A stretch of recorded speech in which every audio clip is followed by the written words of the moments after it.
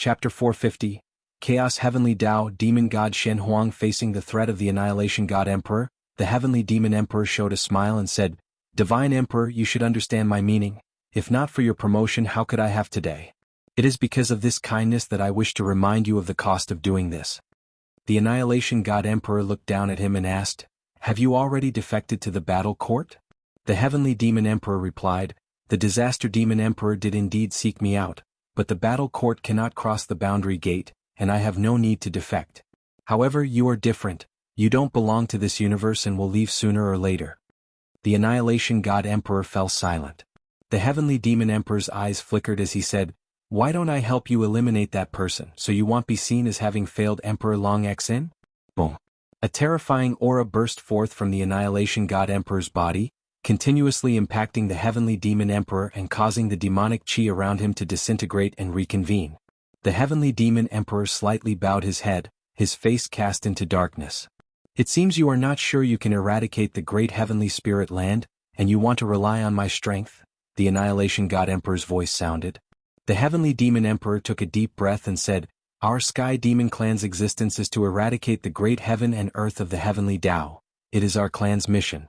If I do not do it, sooner or later I will turn to dust and my path will be in vain. Nowadays, the great Heavenly Spirit land has the power of Shen Yu, the Sword Tao of Dahong Sword Heaven, and the unknown origin of the Free Immortal. I indeed do not have absolute confidence. Divine Emperor, although you have transcended, you still belong to the chaos. Such a stance destines you to be incompatible with the creatures of the Heavenly Tao. The descendants of the Dragon Clan, by leveraging reincarnation and entering the Heavenly Tao, have already stood against you." The Annihilation God Emperor retracted his aura, thought for a moment, and raised his right hand, gesturing slightly. A towering figure appeared from the darkness behind him, shrouded in flickering flames, its true face impossible to see. The Heavenly Demon Emperor's expression changed at the sight of this figure. He couldn't help but exclaim, "Demon God Shen Huang, how is it possible? How did you bring him?" The Annihilation God Emperor did not reply, but gently waved his hand. The Demon God Shen Huang opened a pair of eyes that resembled two suns of divine might, filled with an oppressing presence. In front of these eyes, the Heavenly Demon Emperor seemed as insignificant as dust. The Heavenly Demon Emperor took a deep breath, and a crazed and fierce expression spread across his face. With this power, the great Heavenly Spirit land will surely be eradicated. The Supreme Sect was basking in the festive atmosphere of the Spring Festival, while the Third Medicine Valley had been isolated by a formation. Within the Great Formation, the Blood Prison Great Saint was undergoing his tribulation, with violent heavenly lightning incessantly striking him. He hovered high in the air, twisting his neck without feeling any pain. On the contrary, he felt quite comfortable. Guan stood on a high platform, using his own Taoist intent to accelerate the Blood Prison Great Saint's heavenly tribulation. At this moment, the Blood Prison Great Saint had already stepped into the loose immortal realm, adapting to the changes within his body. Everyone in the valley watched this scene, conversing among themselves. Invisibly, they each had their own realizations. This was because Guan's Taoist intent enveloped the entire Medicine Valley, letting everyone enjoy it. A grand celebration, naturally, couldn't just be to watch the Blood Prison Great Saint's breakthrough. Those who came to Medicine Valley were either friends with him or honored guests of the sect, considering it a gift for the Spring Festival. Many people believed that the Supreme Sect relied on Sword Venerable Fu Dao, but Guan felt that the Supreme Sect also helped him cover up a lot and indeed respected him at the higher levels. Even if there were calculations, they were outside the Third Medicine Valley and did not disturb his quiet cultivation. Over 1,000 years, the Supreme Sect had experienced bumps and turbulence, but it had always been able to correct its mistakes. Overall, Guan was quite satisfied with the Supreme Sect, which was why he was willing to offer such a grand gift. The pursuit of immortal cultivation and enlightenment are equally important. Many of you are busy with chi absorption cultivation, focusing on becoming stronger, which may become an obsession and lead to inner demons. My mount has been sitting in meditation for years, perceiving the natural world, and that is why he has become an immortal. Guan's voice rose, his words clearly reaching every person's ears, sinking them into contemplation. Guan wasn't just talking. Although the Blood Prison Great Saint's strength had nothing to do with enlightening the path, perceiving the natural world was also a route, and its potential was higher than that of chi absorption cultivation. If one can attain the Tao, mana will come naturally. The majority of cultivators busied themselves with chi absorption cultivation, neglecting the comprehension of nature. Their utilitarian mindset also made them restless, leading to extreme paths. What Guan spoke of was not enlightenment like Wuju's, but rather the comprehension of the Great Tao. The Great Tao is omnipresent, and even a trace of realization is worth more than 1,000 years of arduous cultivation. Even without enlightenment, occasional meditation could soothe the restlessness in one's heart, making the journey ahead more stable. There is an old Chinese saying that haste makes waste, which also applies to the pursuit of immortality. Guan spoke gently, guiding all the guests with his Tao. Even the strong figures like Zhu Luo Sword Monarch and the man in white robe fell into deep thought. Su Jie stood among the crowd, feeling profoundly enlightened.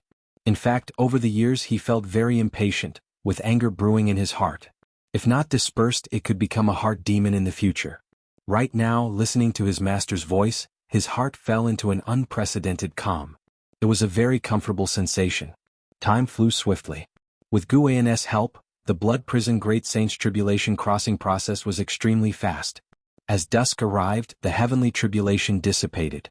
The Blood Prison Great Saint successfully crossed the tribulation and became a loose immortal realm first layer being. He was able to leap directly over the Nirvana realm, thanks in large part to the medicinal herbs and elixirs that Guan had invested in him over the years. Feeling the powerful cultivation level of the loose immortal realm, the Blood Prison Great Saint had an urge to let out a long howl, but he restrained himself. He descended from the sky and landed in front of Guan, knelt on one knee and with a fist in palm, saluted, "Thank you, Master, for your grace.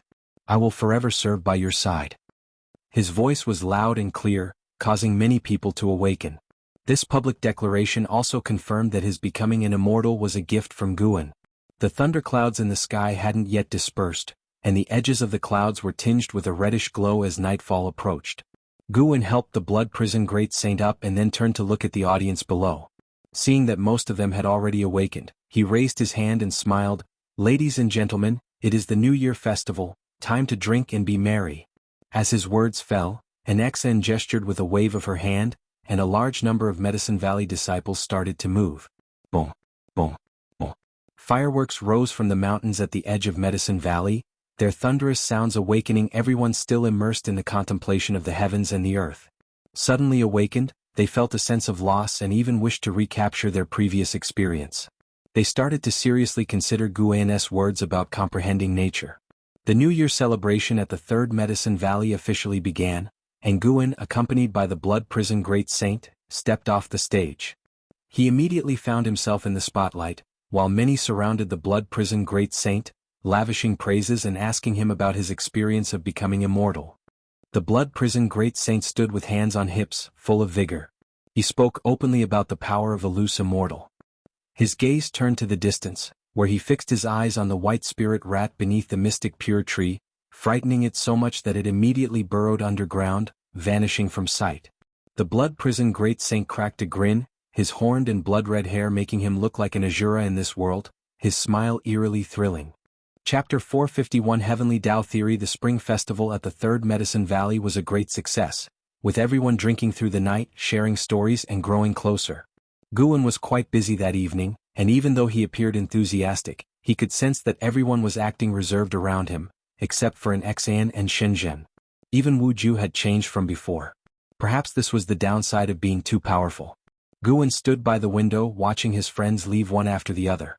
The morning sunlight glowed, making his departing friends seem as if they were leaving wrapped in a rosy dawn.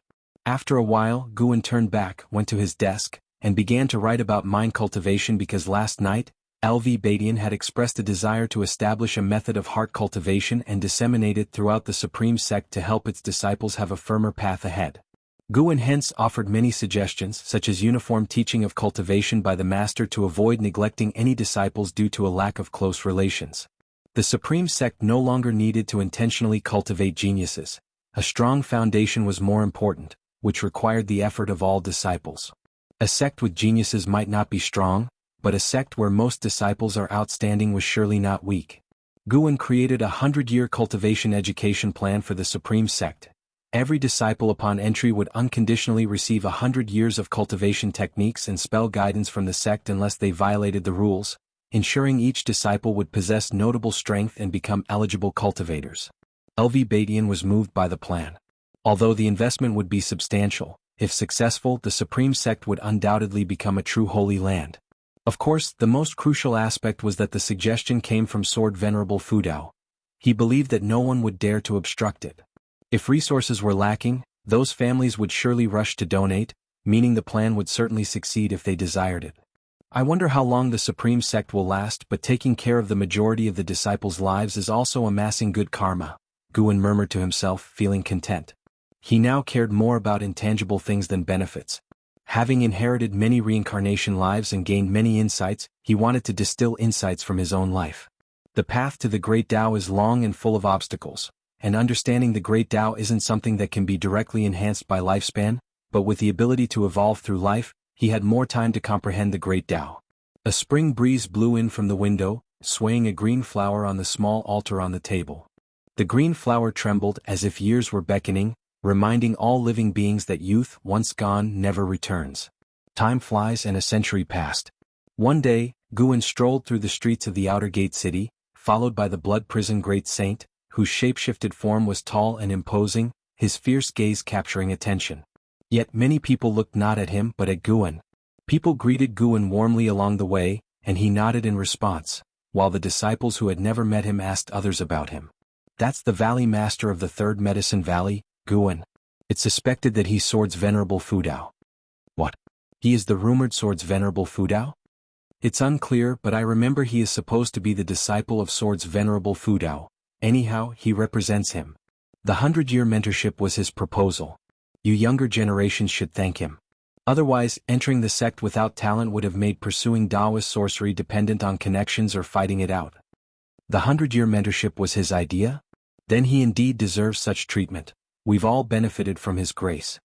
Wherever Guan went, nearby people discussed the 100-year mentorship. The Supreme Sect implemented this initiative swiftly, spreading it throughout the land and overseas. Even disciples from other sects praised the Supreme Sect for the great sect spirit, with some wanting to learn from it, but facing internal resistance. Within the same sect, not all those in power wanted their disciples to prosper, valuing their own interests more. The 100-year mentorship touched on these interests. How could they agree? For a time, the conflict between families and sects played out everywhere, some resulting in bloodshed, while others had undercurrents. The world was still in chaos, but Guan could not be concerned with the whole world. Managing the Supreme Sect was impressive enough. Name, Guan, lifespan, 1/100/3 391 514 220, physique, mixed Yuan Dao golden body, cultivation level, perfect Shen Yuan Zizai immortal realm, 33 billion years of lifespan. Guan felt very satisfied. Time seemed to be passing faster for him. He did not go to develop or expand Medicine Valley, or to seize more lifespans. It had to be done by his original self. Puppets and avatars would not suffice. In the absence of hatred, there was no need for him to focus all his energy on seizing lifespans. Moreover, the bigger his movements, the more likely he would draw greater crises. At present, the increase in his lifespan satisfied him. He could steadily acquire lifespan and still have time to enjoy life. Such an immortal cultivation life could not be more wonderful. Since the blood prison great saint had recovered his cultivation level, he began to understand the pleasures Guan indulged in. A mundane life was not necessarily dull, and fighting and killing should not encompass all that immortal cultivation entailed. Seeing Guan enter the book collection hall, the blood prison great saint didn't follow him in but instead wandered around in front of the hall's entrance. With long horns on his head and draped in blood-colored hair, his presence attracted attention wherever he went. Though the Supreme Sect had many demon clan disciples, few demons possessed such an outstanding and sharp demeanor. He unabashedly displayed his loose immortal aura, leaving others curious about his cultivation level. Within the Supreme Sect, even if one encountered someone from the Immortal Path realm, disciples would not panic because they believed that no Immortal Path powerhouse would dare cause trouble at the Supreme Sect. They were protected by true Immortal Path Supremes. This time, Guan came to the book collection hall not to donate books but to buy them. The book collection hall was helping him collect rare books from across the world, and he did not refuse. With his Tao level he could predict outcomes but he had not done so. He preferred the feeling of flipping through the pages of a book. Even with power surpassing that of great heavenly spirit land, he kept as many mundane habits as possible. Over the years, in addition to the growth of his lifespan, he had gained a deeper understanding of fate and karma. He could wield two kinds of heavenly Tao and great Tao divine skills with even greater might. This was also the benefit of remaining a part of the secular world. Compared to deduction, interacting and living among people allowed for a better understanding of others' emotions and the realization of life. When the elders from the book collection hall knew of Guan's arrival, they flocked to him, eagerly recommending the rare books each had found. Guan asked them to present their findings one by one without rush, as he planned to stay for an ancient hour. Hearing that Guan would stay for an ancient hour, everyone calmed down, and the smiles on their faces never faded. They began to recommend books in order of their seniority. Guan listened attentively, but the first few books did not attract him. "Brother Gu, this book I have is extraordinary. Its origin is unknown to anyone. It suddenly appeared overseas and has been praised by many. Some say this book can predict the future," said an elder while presenting a blue-covered book mysteriously. Guan looked at the book's cover and saw 3 words. Heavenly Tao Theory. Guan raised his hand and drew the book into his grasp. The elder was not surprised, accustomed to his methods, and continued to introduce the commotion that Heavenly Tao Theory had caused. Guan was captivated from the first page. Heavenly Tao, all living beings perish for the Heavenly Tao. The Great Tao perishes for the Heavenly Tao. Was this a book criticizing the Heavenly Tao? Guan grew even more curious and continued to flip through, wanting to see how this book could predict the future. More than one elder had heard of Heavenly Tao Theory, and according to them, there were only 9 true copies of Heavenly Tao Theory. The rest were imitations. To possess Heavenly Tao Theory was to gain extraordinary power, but it could also bring misfortune, leading to death and the annihilation of one's Tao, an unpredictable revival. After a long time, Guan closed the book and smiled. "This book is good. I'll take it. In the future, if there is more Heavenly Tao Theory, you can keep it for me." The elder beamed upon hearing this, patting his chest and readily agreeing. He did not request any compensation. To be on good terms with Guan was the greatest reward. To call oneself a friend of Guan within the supreme sect, who would dare to disrespect him? If someone dared to impersonate, cultivators would come knocking on their door. It was said that the supreme sect had established a dark hall, which included oversight of such matters to prevent anyone from tarnishing the reputations of Guan or Sword Venerable Fudao. Guan asked them to bring out all the books they had prepared for him. He couldn't waste their kindness. Finally, Guan left the book collection hall with everyone accompanying him. Seeing Guan emerge, the Blood Prison Great Saint immediately hurried over. Guan glanced at him and said, "You are already a loose immortal. Don't bother with him." The Blood Prison Great Saint, who had just purchased a curious treasure, gave an awkward smile and coughed. "I was just playing with him. I see him as a kid. Why would I bully him?" The child he referred to was the White Spirit Rat.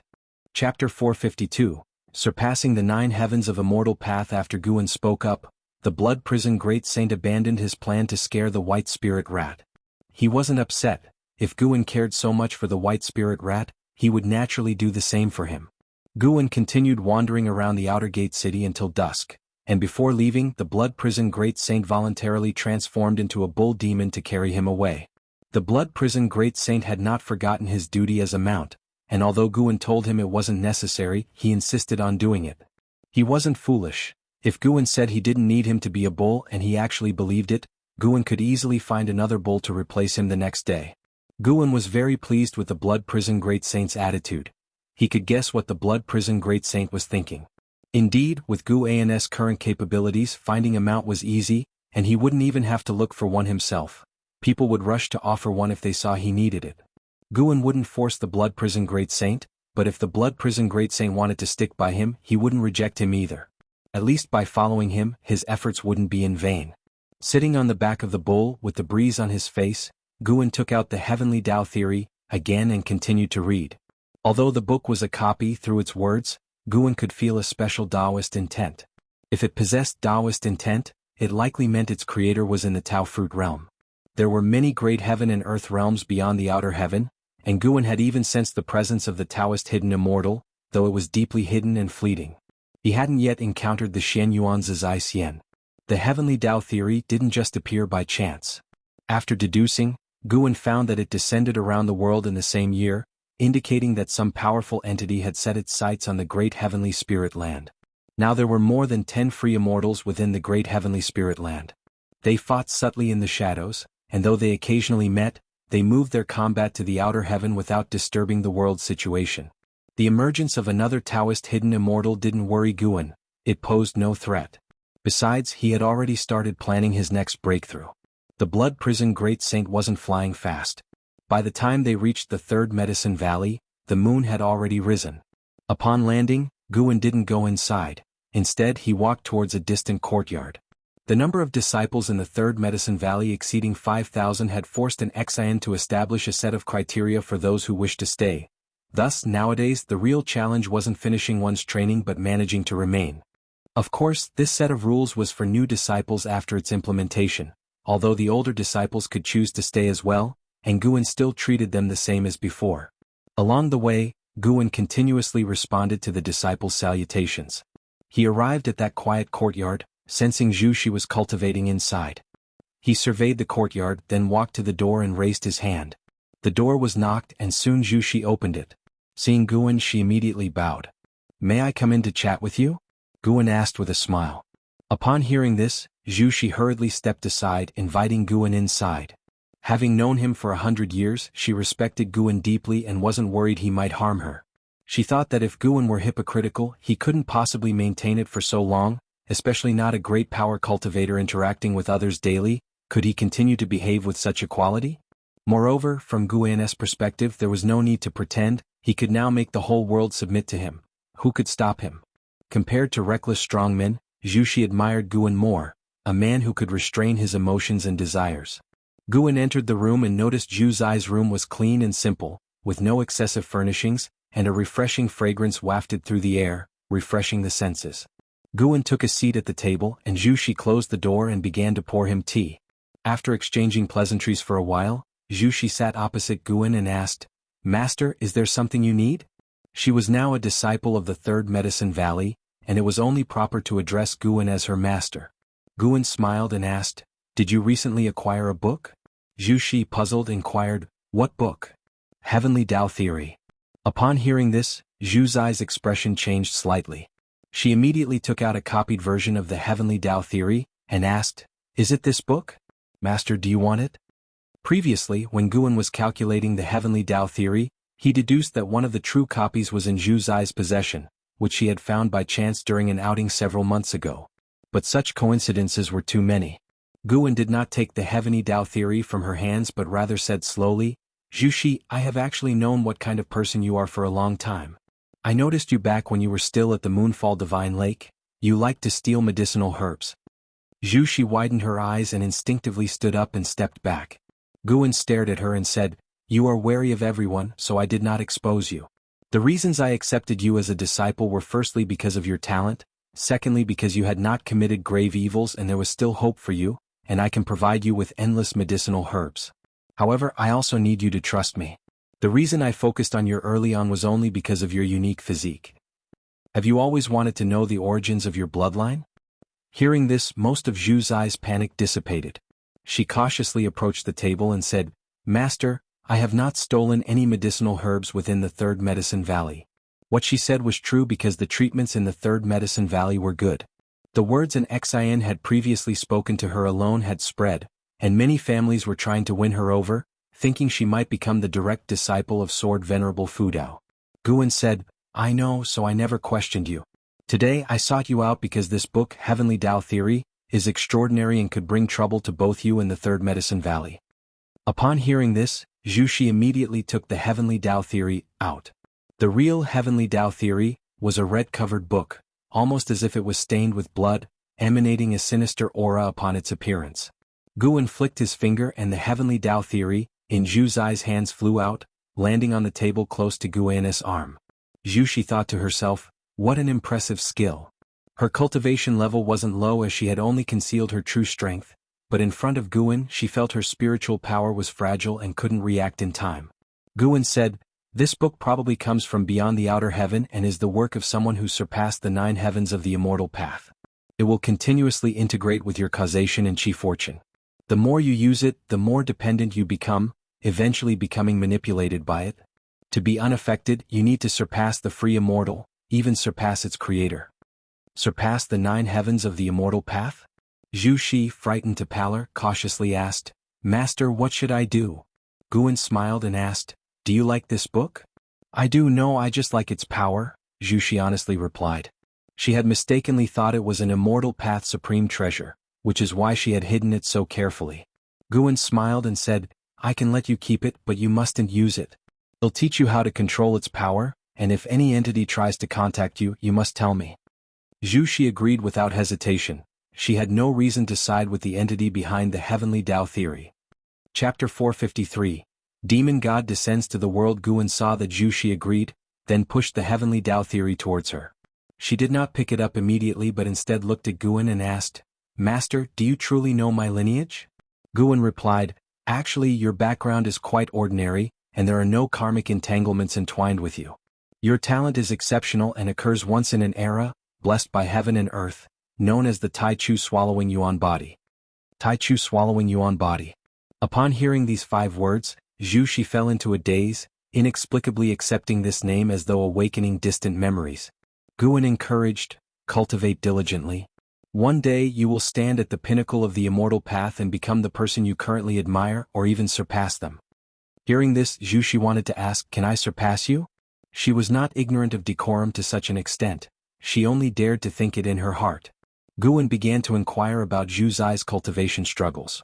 Lowering her guard, she started to discuss her cultivation woes. Meanwhile, Guan was deducing the karma and truth of the heavenly Tao theory. The heavenly Tao theory possessed the ability to toggle between reality and illusion.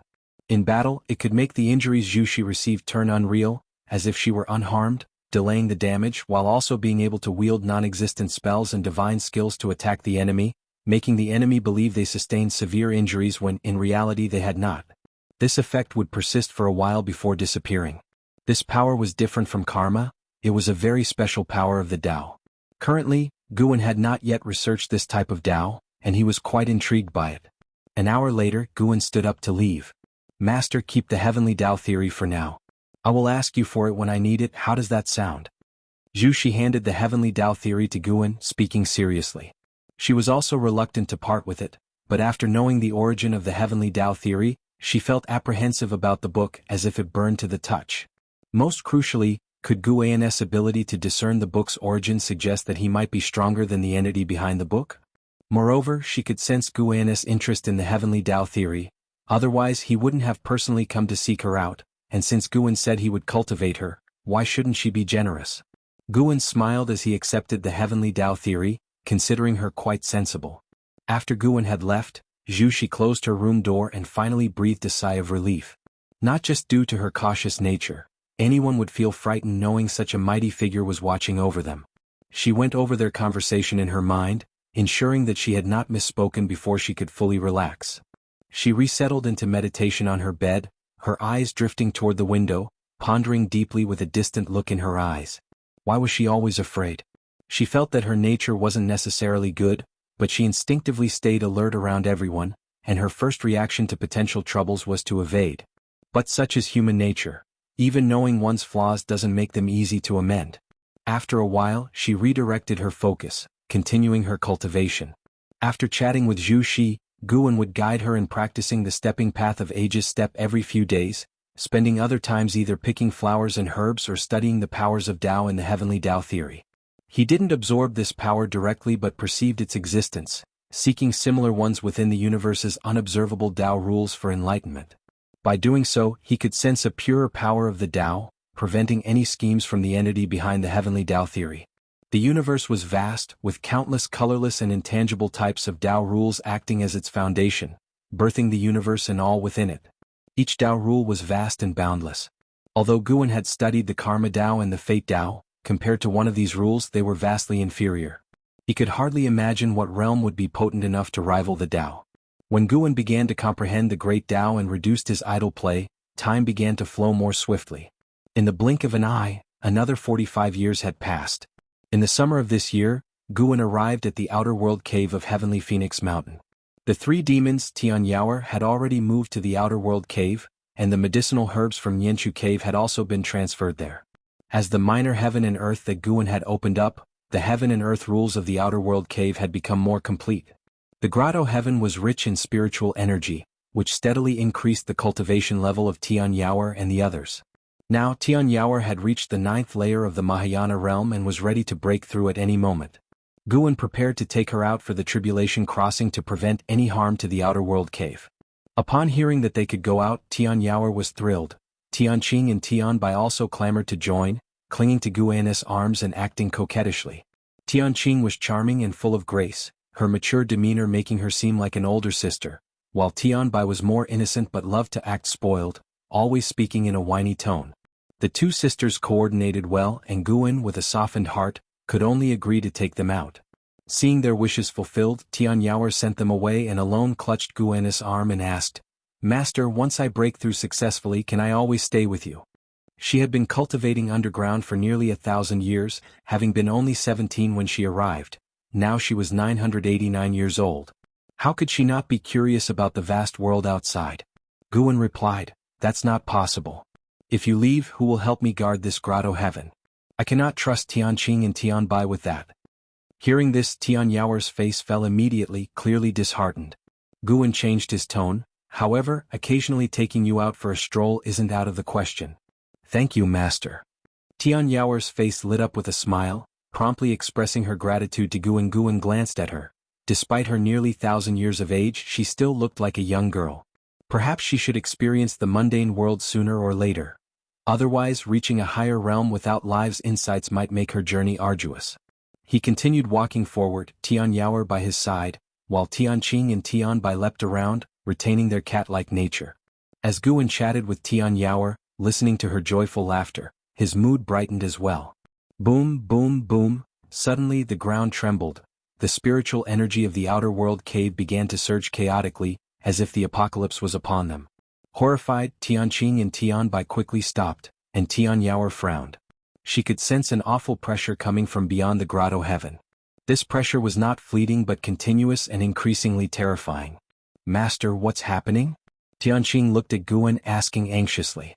Guan looked up at the sky, saying, "A demon god has arrived. The true calamity of the great heavenly spirit land is about to commence." Guan had already seen the demon god standing before the black city of the outer heaven, a city crafted by the annihilation god emperor, demon god Shen Huang. Guan recognized the origin of this demon god at a glance. Indeed, in the inherited memories of Long Zhan, there were legends of the demon god Shen Huang, exceedingly ancient. Long Zhan had only seen skeletal remains that emitted an endlessly vast aura. Beside the demon god Shen Huang stood a demon with an extremely powerful aura. The Heavenly Demon Emperor. Chapter 454. The extreme lifespan of heaven and earth. Guan remembered the Sky Demon Great Emperor because of Ji Xiaoyu. The Sky Demon Great Emperor had a grudge with Ji Xiaoyu, and Ji Xiaoyu's original self had lost to him several times. When the Sky Demon Great Emperor descended near the great heavenly spirit land, Guan had divined the future and knew what would happen next. If he did not act, the Sky Demon Great Emperor would bring catastrophic disaster to the great heavenly spirit land. If he did act, more calamities would emerge in the future, possibly hastening the demise of the great heavenly spirit land. The fate of the great heavenly spirit land was due to the fortunes of great heaven and earth, which is to say, determined by heavenly Tao. Heavenly Tao influences the will of all living beings, incites them towards aggression, and creates an environment for escalating conflict. Unless Guan could manipulate the will of all living beings, only then could he truly save the people of the great heavenly spirit land. But to do so would turn the people into puppets, resulting in a fate worse than death. Moreover, what heavenly Tao annihilated was the people of this era, not leaving the great heavenly spirit land devoid of life. Over the years, Guan's prophecies had steadily improved, and he could even foresee the outcomes of his actions. Of course, he could not predict entities more powerful than himself. A demon god? What demon god? Is it an adversary of yours, master? Tianbai instinctively asked upon hearing Guan's words. Outer World Cave was still trembling. Here, isolated by the powers of heaven and earth, it was still so much so. One could imagine the greater commotion in the mortal world outside. Guan replied, "I have the power to protect myself but not the whole world. Invisible and intangible forces beyond our grasp manipulate everything. Immortal cultivation is about breaking free from such powers." Upon hearing this, the three demons fell into contemplation. Tian Yaoer cautiously asked, "Then can I still go out to break through?" Guan smiled. "Of course you can. In a few days I'll take you there." Worry vanished from Tian Yaoer's face, replaced by excitement. She was too eager for her breakthrough into the Nirvana realm. Tianqing and Tianbai were equally anticipating the Nirvana realm, Yet with lesser talent than Tian Yaoer, their breakthrough would require hundreds more years of waiting. Boom, the earth shook and even the supreme sect was seized with panic. Ji Xiaoyu stepped out of her house and looked up at the sky. Billows of black qi cascaded down from the zenith, sweeping across the sky with overwhelming oppressiveness, as if the demon world had descended. She sensed a presence and frowned. Sun and Moon Netherworld Emperor appeared at her side, his expression solemn, and said, "He has come." He did not need to name the one he referred to, Ji Xiaoyu already knew. Inside Medicine Valley, everyone was discussing the strange phenomena in the sky. Disciples who had been meditating indoors came out, and chess players in the dojo lost interest in their game. Taking advantage of the situation, Nine-Fingered Divine Lord altered the chessboard, then frowned at the sky. The surging black qi rolled tumultuously, like a sea pouring down from the sky, stunning all observers. The sound of a dragon's chant rose sharply and incessantly. Before any could see the dragon's shadow, other roars and piercing cries followed. In outer heaven, massive divine beasts had been battling for the great heavenly spirit land for 7 days, supported by the Holy Court and the Immortal Dynasty in a vast effort. Above the great heavenly spirit land, giant black whirlpools appeared one after another, with ceaseless heavenly demons flying out. In the distant beyond, a colossal and terrifying figure approached, wreathed in waves of fire akin to dragons coiling around him, each step capable of shaking the cosmos into void. He seemed like the most ancient demon god from the dawn of the universe, exuding an endless and vast aura. The tremors beneath his feet were visible to the naked eye, as if the Tao itself was being shaken. His appearance immediately brought to mind obliteration, striking extreme dread in all. Whether it was cultivators of the Holy Court or immortal spirits of the Immortal Dynasty, looking at his arrival, they all instinctively felt terror. He was the demon god Shen Huang. On his shoulder was yet another figure, appearing tiny as dust, indeed the Sky Demon Great Emperor. The Sky Demon Great Emperor stood with his arms folded across his chest, looking mockingly toward the great heavenly spirit land. A beam of golden light burst from within the great heavenly spirit land and came to a stop, revealing a figure. It was Yang Xian Emperor with a golden wheel floating behind him, emanating rays of brilliant golden light, more dazzling than the sun. Yang Xian Emperor looked towards the distant demon god Shen Huang, his eyes filled with wariness. He felt immense pressure. The Holy Minister, another free immortal, also made his appearance among the Holy Court's ranks. He was rapidly calculating, and the more he inferred, the grimmer his expression became. "Ladies and gentlemen, it's been a while. Why do I not see Xingtian?" The voice of Sky Demon Great Emperor echoed through the void, reaching the ears of the great cultivators of the Holy Court and Immortal Dynasty, free immortals and divine thought true immortals, all showing a sudden change in expression, making it clear they all knew of the Sky Demon Great Emperor. Sky Demon Great Emperor, a holy god, ground his teeth and spoke, his expression unsightly to the extreme. Boom. Another thunderous roar erupted, deafening, startling the cultivators of the Holy Court and immortal spirits of the Immortal Dynasty to turn their heads. In the boundless and spectacular great heavenly spirit land, an explosion devastated a continent, scattering the sea of clouds, and terrible demonic qi surged like a fountain towards outer heaven. An immortal spirit of the Immortal Dynasty contorted his face hideously and gritted his teeth as he cursed, "Sky Demon Great Sect. I've said it before, we should have joined forces with the Holy Court back then to wipe them out." With demon god Shen Huang and the Sky Demon Great Emperor pressing in from the outside and the Sky Demon Great Sect ravaging all living beings at the opportune moment, the Holy Court and the Immortal Dynasty both felt immense pressure. The countenance of Yang Xian Emperor also turned icy as his gaze fell upon the Holy Minister. The Holy Minister likewise looked at him. Their eyes met, and then both turned their attention to demon god Shen Huang. Guan returned to the third Medicine Valley, walking towards the mouth of the valley. Looking up, it seemed as though dusk had arrived. Dark clouds churned and crimson glows spread, countless meteors trailing fire as they smashed into the distance, a poignant yet spectacular scene. The Supreme Sect had already activated the protective formation of the sect, and at the edges of the Taizong continent, a grand formation rose from the ground, a formation purchased from overseas by the Taizong dynasty. It took 200 years to succeed in its deployment, but once complete, it could protect the entire Taizong continent. Thanks to this action, Li Xiandao won the hearts of the people. No sooner had Guan entered Medicine Valley than he was surrounded by numerous disciples. "Master, what's going on? Could it be that the conflicts between the great sects have reached our Taizong continent?" Foolishness, this commotion is clearly coming from outer heaven. It must be the heavenly demons attacking. Nothing like this has happened for hundreds of years. This time the supreme sect might be affected. Master, your Tao level is high, tell us. Faced with the disciples' barrage of questions, Guan replied, Indeed, it's a great tribulation of heaven and earth. What came before were just minor scuffles. This is the real calamity. But the supreme sect shouldn't be threatened in the short term. You should continue your cultivation. Marveling here is in vain. Hearing his words, the disciples all felt awkward and dispersed. Guan continued onwards, when Zhu Luo Sword Monarch approached him and asked, Senior, do you know the origin of the demon god from outer heaven? Guan stopped in his tracks and looked at him asking, Do you know? Then tell me. Zhu Luo Sword Monarch took a deep breath and said, That is the demon god Shen Huang. It is said that long ago all the great heaven and earth in the universe belonged to the same great heaven and earth. Countless powerful beings existed back then, treasure bodies emerged one after another. There was a race known as the divine race, and merely reaching adulthood granted them the power to destroy heaven and earth. The demon god Shen Huang was a notable figure among the divine race. He is also one of the few whose corpse remained intact. From what I know, he fell under the control of the prohibited existence within the silent destruction domain, which means there is even a stronger being behind the sky demon Great Emperor. After finishing, he looked at Guan but did not see any change in his expression. As expected. This senior knows everything. Zhu Luo Sword Monarch's worries dissipated. He was not afraid of the sky demon Great Emperor, but after realizing the identity of the demon god Shen Huang, he became afraid. No matter how confident he was, he did not consider himself an invincible being. Guan sighed and said, Heaven and earth have welcomed a calamity. Some seek to fulfill their mission, others seek to profit from the chaos. Tell me, when will such cycles of reincarnation ever end? After hearing this, Zhu Luo Sword Monarch was stunned. He pondered deeply over Guan's words.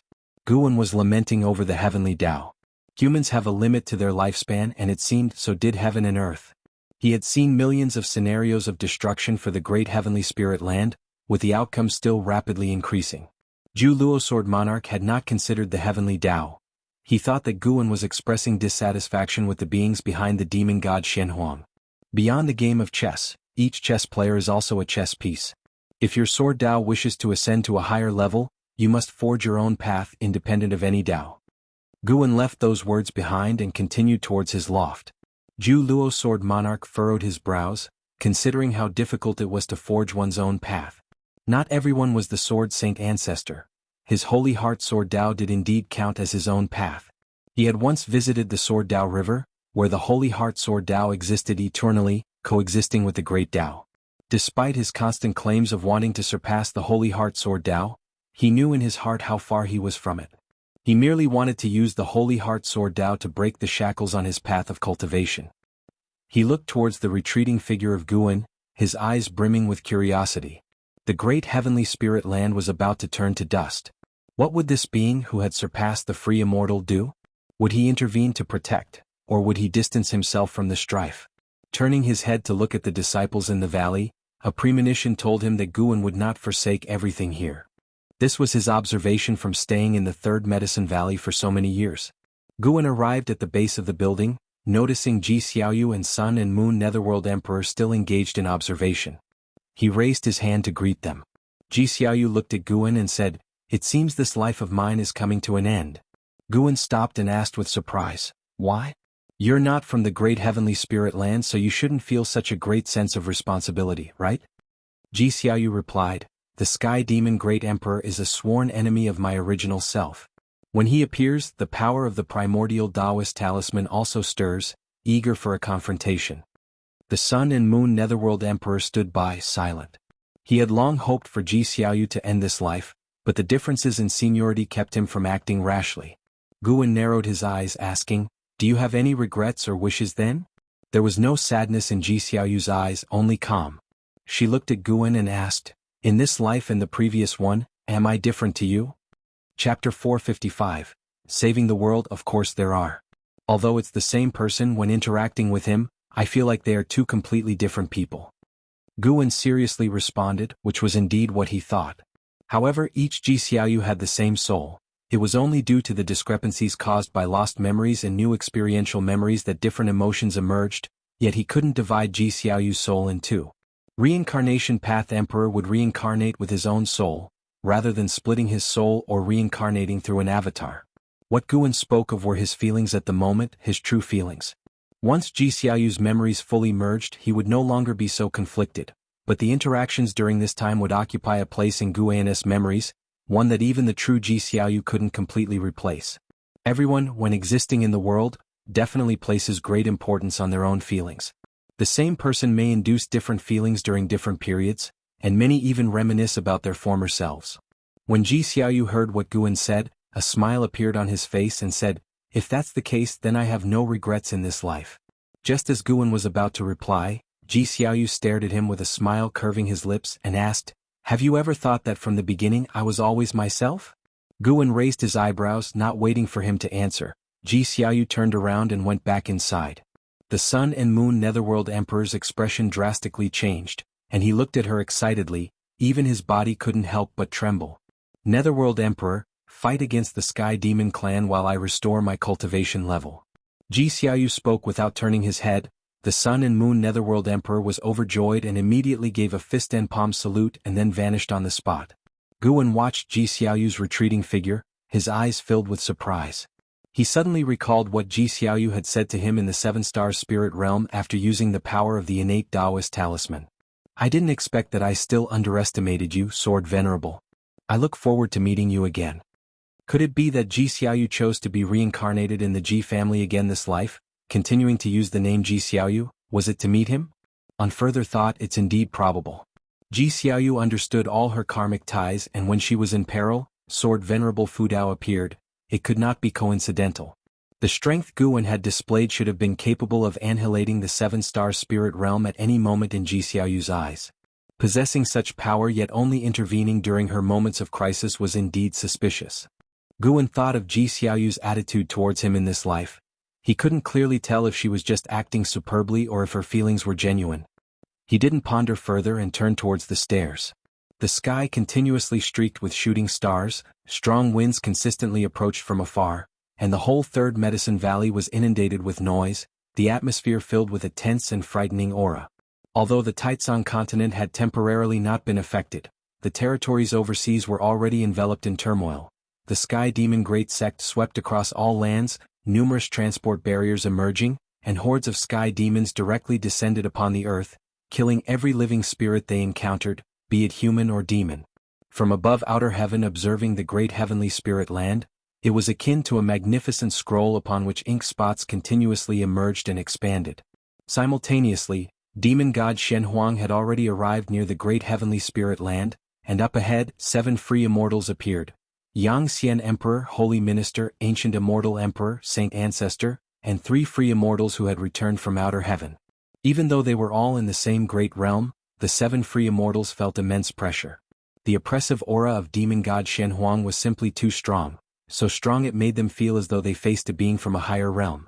Demon god Shen Huang truly is a rarity across the ages. To die at his hand is not a meaningless cultivation life, Saint Ancestor exclaimed, stroking his beard and laughing heartily, fearless. But not all free immortals could sport such nonchalance. Many were tense, each summoning their own immortal path supreme treasures with grand and shocking auras. Behind them, the cultivators of Holy Court and Immortal Dynasty were locked in battle with the heavenly demons, now fully united against the foreign enemy after countless years of strife. Some fled, but many chose to fight to the death, defending the great heavenly spirit land. 2 days later. At midday the sky remained dark and the black clouds rolled heavily.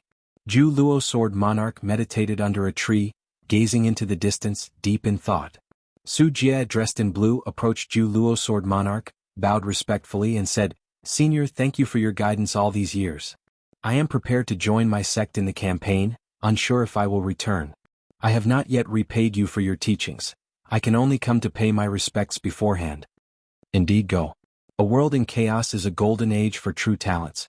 With the natural order upturned, as long as you survive, you will be able to seize more opportunities for cultivation, replied Zhu Luo Sword Monarch. Su Jie smiled, thanked him once more and without any fake sentiment, turned and left. Zhu Luo Sword Monarch was indifferent to his life or death. The words spoken were out of respect for Guan. Su Jie was just one example. Although the Taizong continent was far from the turmoils, leading the righteous path sects like the Supreme Sect agreed in short order to launch an expedition overseas to battle demons and contribute to protecting the world. When LV Badian issued the recruitment edict, all members of the sect were excited, proud to be part of the Supreme Sect. Which disciple of the righteous path wouldn't wish to save the world? Facing such a catastrophe, the Supreme Sect's readiness to strike was enough to inspire 9/10 of the disciples, even sparking in some the fervor to fight to the death for the cause. The Third Medicine Valley was not conscripted since it primarily cultivated medicinal herbs. Nevertheless, Guan also offered his disciples the choice. They could join if they wished but must think it through themselves. He for one would not intervene unless the enemy reached the Taizong continent. After Guan spoke, more than 500 disciples expressed their desire to join the Supreme Sect in the campaign, many others were observant, and only a few had no interest in leaving. That day, Guan left the Third Medicine Valley alone, refusing to let Blood Prison Great Saint accompany him. He arrived at the Outer World Cave, took the three girls Tian Yaoer and in a single step crossed overseas to a remote island far from the Taizong continent. Standing on the island, Tian Yaoer and the two other girls could see the sky in all directions churning with demonic qi, as if they were in the middle of the demon world. Having not come out for nearly 1,000 years, they found everything novel. "In half an hour the tribulation will begin, you may roam the island," said Guan, his gaze then shifting toward the distant sky. It wasn't demon god Shen Huang who had made a move yet, but the Sky Demon Emperor who, with his strength alone, was suppressing 7 major free immortals, showing overwhelming power. It was deliberate of the Sky Demon Emperor. Guan could feel the morale of the demon side continually rising, while the Holy Court and Immortal Dynasty, after 2 days of bloody combat, were losing their will to fight and now struggled out of instinct. Guan noticed that the layer of heavenly Tao light in the outer sky was weakening, sparking his interest. Will the aura of the silent destruction domain devour the heavenly Tao destiny? Could it be that the battle between the great heaven and earth is a struggle between the silent destruction domain and the heavenly Tao? His gaze traveled through the boundless battlefield and landed on the remote universe's Black City, curious about what the Annihilation God Emperor intended to do. Chapter 456. The most reliable existence. An hour quickly passed, and Tian Yaoer came back to Guan's side with her 2 companions. "Master, how should I go through my tribulation? I feel nothing right now," Tian Yaoer said coyly, not even daring to meet Guan's gaze. The master brought her here to break through, but she hadn't caught the feeling of breakthrough. How embarrassing. The fact she hadn't spoken earlier was that she wanted to take this opportunity to see the world outside. Guan smiled and said, "No worries, just find a place to stand." Upon hearing this, Tian Yaoer was overjoyed, quickly thanked him, and then walked toward the empty ground in front. Tian Qing and Tian Bai stood behind Guan, not daring to disturb him, whispering quietly among themselves about Tian Yaoer's impending breakthrough. Soon Tian Yaoer chose her spot. She stood on the empty ground, looking at Guan with nervousness and anticipation. Immediately, Guan waved his sleeve, and a breeze rushed towards Tian Yaoer, making her skirt flutter, outlining her perfect body curves. The spiritual energy between heaven and earth surged abruptly, almost drowning Tian Yaoer. In that instant, Tian Yaoer felt a choking sensation, but it vanished in a flash. Right after, the demonic power within her started to flow into her demon core. Boom! A thunderbolt suddenly appeared, its booming sound tearing through all clamor in the world, startling Tian Qing and Tian Bai, who looked up. The thunderbolt left an afterimage in the sky, with thunderclouds beginning to form around it. The clouds of the heavenly tribulation were denser and more oppressive than demonic clouds. Tian Yaoer looked up, her eyes revealing a trace of fear. This heavenly tribulation was clearly different from the one she had crossed before, but she instinctively looked at Guan, seeing him standing in the distance. Her heart immediately settled. The heavenly tribulation was about to begin. She must reach the Nirvana realm and not disappoint her master. She looked at the sky again, her eyes no longer showing fear, only excitement. Once upon a time, the Heaven Phoenix Demon Mother of the Unification Realm had been the most terrifying being in her eyes, but now she had far surpassed her, continuing to chase higher realms. All this was bestowed by her master. For nearly 1,000 years, the master had not mistreated her. She only needed to take care of medicinal herbs, which the master himself had collected. She had always wanted to repay Guan, but her strength was not enough. Maybe when she reached the Nirvana realm, she would be qualified to help her master. Over an endless ocean, waves crashed against a lone mountain, on top of which stood a figure in black clothes. It was Li Ya. Li Ya looked up at the sky. Although he couldn't see beyond it, he could feel a tremendous pressure descending from above, even oppressing him. When will I be able to achieve the nirvana realm? Without entering the immortal path, I am merely an ant, Liya murmured, furrowing his brows. Recently he heard the name Anhao. Anhao had entered the nirvana realm and even defeated loose immortals, now becoming a celebrated figure throughout the world. Liya, although at the Mahayana cultivation level, was still far from the nirvana realm. He increasingly felt the struggle. No matter how hard he tried, he couldn't catch up with Anhao, a sentiment that distressed him deeply. He then thought of Zhang Buku. If Zhang Buku had stayed in the great heavenly spirit land, he might have also become famous worldwide. Liya's thoughts drifted, his gaze becoming distant. Standing on his shoulder, divine exotic immortal spirit laughed and said, "You're so young, what's there to worry about?" Having been together so long, they had formed a bond, so divine exotic immortal spirit communicated with Guan through her heart's voice, revealing Liya's desires. However, Guan did not respond to it, and it felt it wasn't appropriate to say more. After all, its master was Guan, and Liya was just a junior it took care of. Liya took a deep breath and said, "Are you telling the truth? Can divine exotic city really transform a heavenly demon into a divine ghost with a strange soul?" The power of divine exotic city was still too sinister, causing him to hesitate to kill more people, but if it was a heavenly demon, then he would not feel burdened. Upon hearing this, the divine exotic immortal spirit quickly nodded and said, "Of course, by turning them into divine ghosts with strange souls, you are actually saving all living beings." After listening, Liya's lips curled into a smile and he laughed. "Since that is the case, I must go then. You're right, I'm still young, being slightly behind temporarily means nothing. Who will be stronger or weaker after 1,000 years or 10,000 years, who can tell?" He leaped up, transforming into a streak of sword light speeding towards the distance. The divine exotic immortal spirit stood on Liya's shoulder, gazing at his profile, and suddenly felt he had an extraordinary aura. His talent did not seem dazzling, but there was a tenacity about him that made him appear remarkable. Perhaps after 10,000 years, this young man could truly become a renowned figure throughout the world. Thinking so, the divine exotic immortal spirit turned its thoughts to its own master. Where would the master be in 10,000 years? No. By that time, it must stay with the master, lest the master really does give it away to this young man. The divine exotic immortal spirit shuddered, shook its head and looked forward again, its little fist clenched, brimming with fighting spirit, yet appearing somewhat naive. Violent winds surged within the universe, an anomaly created by the rampant spiritual energy. The heavenly demon great emperor landed back on the shoulder of demon god Shenhuang, just like the divine exotic immortal spirit on Liya's shoulder. He looked ahead at the 7 free immortals and laughed, "Gentlemen, enough of the chaos, are you ready to die?" Upon hearing this, Yangxian emperor and the others prepared for battle, not daring to take it lightly. They had fought until now and could see no chance of victory, but they could not retreat. They could only keep defending, even if it was just for a moment longer. "Your Majesty, where exactly are you?" Holy Minister gritted his teeth, his eyes filled with unwillingness. At this moment, not only the people of the Holy Court were thinking of Xingtian, but also Yangxian Emperor was thinking of Xingtian. Yangxian Emperor had to admit that in defending against foreign enemies, Xingtian was the most reliable. He also thought of Guan, but he knew Guan would not intervene unless the enemy confronted Guan directly. In his view, Guan had come from outer heaven, was an otherworldly great power that had secluded himself here, and had no obligation to guard the great heavenly spirit land. Just then the aura of demon god Shenhuang changed and he opened his mouth, a scorching breath emerging from it, his surrounding black aura dispersing, gradually revealing his true form. He was bare-chested, his body human-like, but his chest bore a mouth full of sharp teeth, his mouth's darkness acting like a gateway to the abyss, chilling to the bone, his face ferocious, eyes pitch black with occasional glimmers of blood-red pupils, his skin appearing scorched, his hair flowing, and upon a closer look each hair strand resembled a dragon snake with black dragon heads at the tips, relentlessly emitting a fiery aura.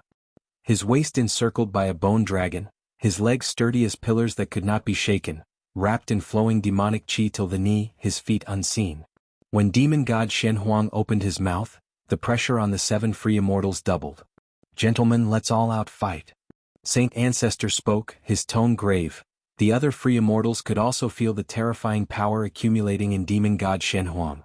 Demon god Shenhuang was facing the great heavenly spirit land. If they moved aside, the beings of great heavenly spirit land would face annihilation. Chapter 457. Beyond the free immortal realm, boom, boom, boom. Thunderstorms constantly struck down, assaulting Tian Yaoer, who countered with her demonic power, her body trembling, barely holding on. Give it your all, and if you can't bear it, I'll step in. Gu An's voice reached her, slightly calming Tian Yaoer's heart. After all, Tian Yaoer had accompanied him for 1,000 years. He couldn't bear to test her and thus spoke to comfort her directly. It would be different for Hao and Yang Jian. Cough cough. Am I, as her master, somewhat biased? Guan thought so, feeling a bit guilty. He instinctively looked toward the distant Hao, who was battling fiercely with the warriors of the Sky Demon Great Sect, moving through the battlefield with awe-inspiring valor. Yes, that's how a male disciple should be tempered.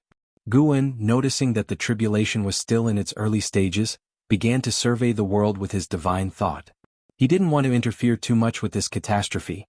He just wanted to wait for the tribulation to end, protect those he cared about, and then step into a new epoch. Because even if he interfered, new calamities would arise, and continuous meddling would only lead to more brutal outcomes. However, seeing the suffering mortals in the world, Guan felt somewhat reluctant. He was indifferent to the deaths of cultivators and demons, as those beings at least possessed the power to resist fate and simply failed. However, the common folk, those without cultivation levels, lacked even the power to resist. He saw 2 Nirvana realm great cultivators in combat, their residual power too strong, a blazing fire falling to the mortal world, directly burning alive hundreds of thousands in a town, their screams turning the area into a hell on earth. Guan sighed, resigning himself. His gaze hardened, and the sea of fire instantly dispersed, the unburned survivors quickly freed from their burns. Guan didn't seek revenge for them, saving them was already fortunate. Maybe it's a good chance to grab some lifespan. Guan thought, not out of saintly compassion but to take the heavenly demon's lifespans amidst the chaos. Yes, that was the plan. Gu An's divine thought directly enveloped the great heavenly spirit land, and as those heavenly demons were about to be slain, his divine thought would immediately strike, severing their last thread of life. Various prompts appeared before his eyes. If he encountered mortals attacked by heavenly demons, he would also directly eliminate those demons, regardless of whether there were cultivators around. As the tribulation progressed to a certain stage, Tian Yaoer's aura began to rise, and Gu An's lifespan also rapidly increased. Every second, more mortals were saved by him, and even more heavenly demons died beneath his divine thought. In the midst of crossing the tribulation, Tian Yaoer suddenly sensed something, looked up, and her eyes widened in shock. Not just her but Tianqing and Tian Bai felt the same. They saw a wave of fire piercing through the rolling thunderclouds, unstoppable, descending with the power to annihilate, causing all 3 women to tremble with fear, feeling as if the sky were collapsing. Guan suddenly swung his sleeve, dispersing the fire wave in the sky, then said, "Focus on breaking through and feel the transformation brought by nirvana." Tian Yaoer came back to her senses and immediately closed her eyes to sense the changes in her body. Tian Bai muttered, "How strong was that flame just now?" "I'm not sure, but it was definitely beyond our imagination," Tianqing responded, her gaze fixed on Gu An's back, her eyes filled with admiration. At the same time, outer heaven. Demon god Shen Huang strode toward the great heavenly spirit land, unstoppable, flames continuously erupting from his mouth, his lower half enshrouded in rolling black mist, making him appear even more terrifying. In front of him, there was no longer any sign of the free immortals, and the cultivators of the holy court and immortals of the immortal dynasty were completely despairing, undergoing a massacre. The great heavenly spirit land seemed as if its fate had run out, the heavenly light layer that enveloped the world fluctuating between brightness and darkness, only 3 out of the 7 divine beasts from the sun remaining, their presence barely detectable, clearly on their last legs. The heavenly demon emperor's lips curved upwards and he said, "Descend upon the mortal world." As his words fell, demon god Shen Huang suddenly leapt up, like Mount Tai bearing down, plunging toward the great heavenly spirit land, scattering the sea of clouds along his path, forming an expansive ring of shockwaves. A thunderous roar resounded across heaven and earth. Demon god Shen Huang crashed onto a continent, the earth instantly shattering, fierce winds sweeping rocks and trees in all directions. From high above, the expansive continent showed spider-web-like cracks, with firelight appearing within the depths of the cracks, as if magma was about to burst forth. Standing on the continent, demon god Shen Huang appeared as though standing on a small island, his towering figure visible from any corner of the continent. The heavenly demon emperor stood on demon god Xuanhuang's shoulder, twisted his neck, soared away and flew towards the distance, meanwhile commanding demon god Xianhuang, exterminate the creatures of this great heaven and earth, try to preserve the world itself. Demon god Xianhuang immediately looked up, emitting a sky-shaking roar. This roar intensified the fear for beings trapped in dire straits. Even the disciples far in the third medicine valley of the supreme sect were startled, all turning their heads to see where the sound came from, and what kind of entity had made it.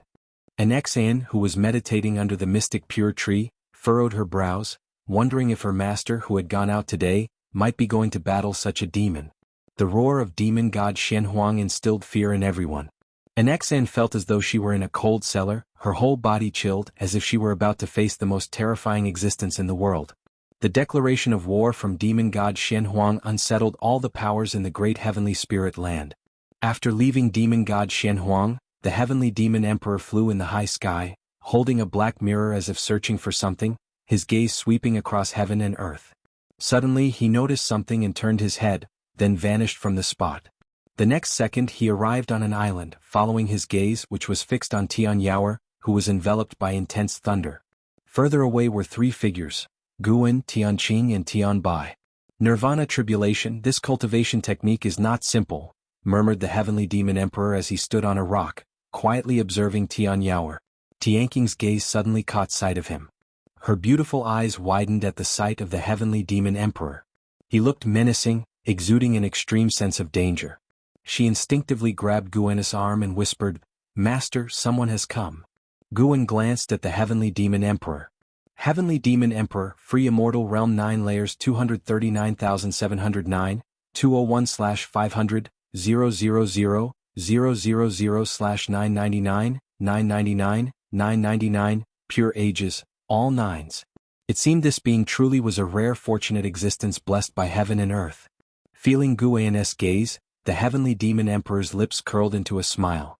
In an instant he moved 100 yards to appear right beside Guan, startling Tianqing and Tianbai, who instinctively shrank back.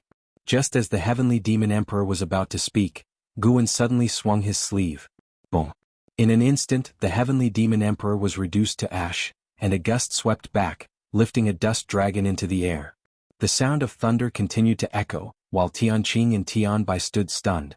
Tian Yaoer, hearing the commotion, opened her eyes and looked toward the trio facing one side. She couldn't help but ask, "Master, what happened?" Guan turned to her and said, "Nothing much, just a mosquito trying to bite me." "A mosquito?" Tian Yaoer looked skeptical, feeling that Guan was joking. At that moment, a prompt appeared in front of Guan. "You have successfully seized 26,708,213 years of lifespan from the heavenly demon emperor, free immortal realm 9 layers. Over 20 million years of lifespan, not bad. Worthy of a free immortal." Guan smiled satisfactorily. Eradicating the heavenly demon emperor had little impact on the progression of heaven and earth. The real threat was demon god Xianhuang. Demon god Xianhuang had already begun a massive slaughter. Guan seized this opportunity to accelerate his harvesting of demons, making way for the forces of heaven and earth to combat demon god Xianhuang.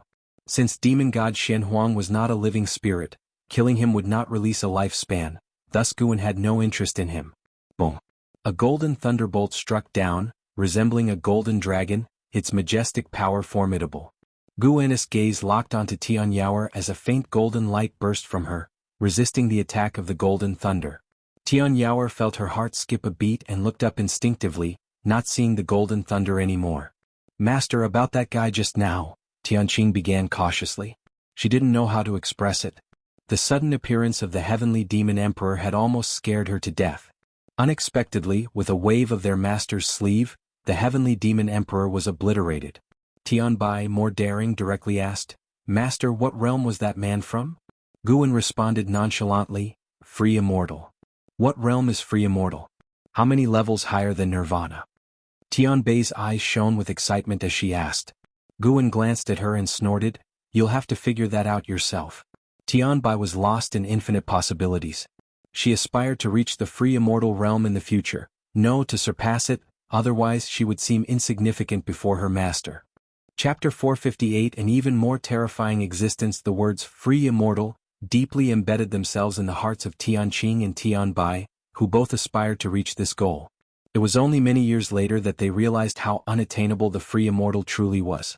Although Tianyao was curious about what had just happened, her current priority was to make a breakthrough. She closed her eyes, adjusted her mindset, and re-entered a state of enlightenment. The heavenly tribulation continued. The heavenly demon Great Emperor, who had suppressed the 7 free immortals, died silently without anyone noticing, as if he had never been to the great heavenly spirit land. As Guan watched Tianyao undergo her tribulation crossing, he extended his divine thought throughout the world, continuing to expel demons and incidentally to save mortal spirits. The roar of demon god Shen Huang constantly resounded, killing countless beings with his power every moment. More and more sects began rushing to where demon god Shen Huang was located. Despite the terrifying aura of demon god Shen Huang, they had to confront him to protect the great heavenly spirit land. It was their home and they had no choice. Guan noticed that the free immortals like the Yangxian Emperor were not dead but had all gathered in one place, apparently discussing something. In a valley, 7 free immortals were meditating on the grass, their auras weak, some even engulfed in flames, looking utterly bedraggled. The saint ancestor opened his eyes and looked at an elderly man in white robes standing with his back to them and asked, "Who are you, sir, and why have you saved us? You likely do not belong to the great heavenly spirit land." He was the oldest among the 7 free immortals and had never seen this white-robed elder before, which led him to this conclusion. This white-robed elder was indeed the reincarnator who had once visited the 3rd Medicine Valley and had faced the Ju Luo Sword Monarch. Without turning around, the white-robed elder said leisurely, "The world is vast and even free immortals cannot see everything clearly. I saved you because I have some connection with the great heavenly spirit land. I have deduced countless times and see no hope. Perhaps heavenly Tao intends to cleanse the mortal world, and the silent destruction domain seeks to exploit the weakness. You had better leave early and seek other paths." At these words, the free immortals' faces changed. The ancient immortal emperor spoke with a heavy tone, "Senior can save us from the hands of demon god Shen Huang. Your divine skills are surely beyond our imagination. If the great heavenly spirit land is destroyed, where can we go? Although there are many realms, they are all guarded by great powers. Can you point out a path of survival for us?" The other free immortals echoed his plea, as they were bound by the chief fortune of the Holy Court or the Immortal Dynasty. If the great heavenly spirit land were destroyed and chi fortune dissipated, their cultivation levels would severely drop, or worse, they would perish altogether. This was also why, despite the Holy Court's strength, they could not uproot the Immortal Dynasty as it was blessed by the heavenly chi fortune. The white-robed elder, with his back still turned to them, shook his head and said, "You do not understand what you are facing. Whether the Sky Demon clan or forces from Shenyu, they are not the main cause of the destruction of the great heavenly spirit land. They are merely opportunists." These words silenced the free immortals. Having lived for so many years, how could they not be aware of the existence of heavenly Tao and the similar trials recounted in ancient legends? When heavenly Tao wanted to reset the world, it would bring various calamities. After a long while, the Yangxian Emperor stared at the white-robed elder, breaking the silence, and asked, "Then, Senior, what are you plotting?" The white-robed elder turned around, looked at him, and said, "I am looking for someone." "Who?" "I cannot tell you." The white-robed elder's response made the Yangxian Emperor furrow his brows. He thought of Sword Venerable Fudao, as there had been many powerful beings from outer heaven in recent years. Were they all searching for some specific entity? Roar! The roar of demon god Shen Huang echoed from afar again, this time more strained, clearly attacked by someone. A smile appeared on the face of the white-robed elder as he said, "Stop trying to challenge demon god Shen Huang. None of you are his match, and he is backed by an even more transcendent existence. Even if you somehow manage to eliminate him, it will only provoke an even more terrifying calamity, and then I can only flee." An even more terrifying existence? Upon hearing this, all the free immortals turned pale. If demon god Shen Huang alone was enough to drive them to despair, what kind of being could possibly be orchestrating behind him? "Does Senior recognize Sword Venerable Fudao?" One of the free immortals could not help but ask. Sword Venerable Fudao's name had long resonated across the world, but because he seldom acted recklessly, he was rarely mentioned. Yet, for higher-level cultivators, it was difficult to ignore his presence. Upon hearing the name Sword Venerable Fudao, the white-robed elder's expression subtly changed. He replied, "I do not know him, but I have once witnessed his elegance. He is also a being transcending the 9 heavens of immortal path. It is best for you to mention him lest to avoid getting involved in great cause and effect. As for asking him to take action, that is even less advisable, as any adversary you face afterward would likely be almost as formidable as he is." The free immortals completely lost hope and looked up in bewilderment. The heavy black clouds in the sky were oppressive, obscuring the sun and leaving no hope in sight. Several ancient hours later, with the help of Guan, Tian Yaoer successfully crossed her tribulation. In her overwhelming excitement, her clothes burst open, startling Guan, who immediately used his mana to envelop her, preventing her true form from being exposed. Guan suddenly noticed that the corners of Tian Yaoer's mouth were slightly raised and thought to himself, could it be that she did this on purpose? He was a true gentleman and would not look more than necessary. Moreover, with his cultivation level, a single glance was unforgettable. Tianqing and Tianbai were also observing Guan's expression. Seeing that his face remained unchanged, the two women began to communicate through telepathy. Do you think Master likes it? He probably doesn't like it, he didn't even react. The less reaction he shows, the more it means he is moved. Really? Should we do the same when we break through next time? Then our figures should be different, so Master will feel refreshed. Upon hearing their telepathic exchange, Guan sighed inwardly. What kind of person do they take me for? Guan couldn't understand them, including Jiang Qiong, who were always coveting his body. Even his junior sister did the same, but he could understand her. After all, they were childhood sweethearts who had come this far together from the mortal world. Their affection naturally developed. Each harboring their thoughts, they waited for Tian Yaoer to stabilize her cultivation level. It was also with Guan's help that Tian Yaoer managed to break through so quickly. Normally, crossing tribulation taking several days wasn't unusual. They waited until dusk before Tian Yaoer finally stabilized her aura. She stood up, wrapped in a loose white robe, and flung herself at Guan who, upon being hugged by her, could feel her body.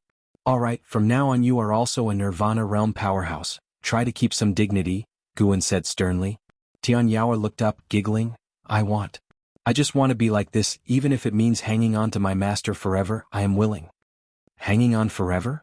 Aren't you tired? Guan shook his head with a smile. Tian Yaoer blinked and asked, what about trying for 100 years? 100 years? Guan's face twitched and he immediately pushed her away. Tianqing and Tianbai came over and asked her how she felt now.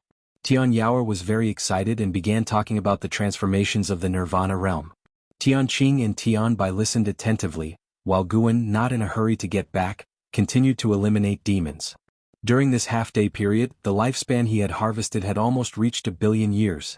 If he had to cultivate by conventional methods, it would take hundreds of years.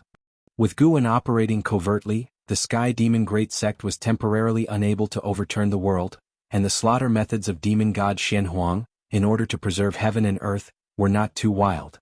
As night fell, after sending Tian Yaoer and the two women back to the outer world cave, Guan finally returned to the third Medicine Valley. Before going upstairs, he sensed Ji Xiaoyu's presence. Ji Xiaoyu's cultivation level had already climbed to the Immortal Path realm, and the power accumulated in the primordial Taoist talisman could burst forth at any moment. He did not linger but went straight upstairs and into the house, sat down at the desk and picked up a book to read. Having eradicated many heavenly demons and saved many mortal spirits today, he felt content and thus was in the mood to read.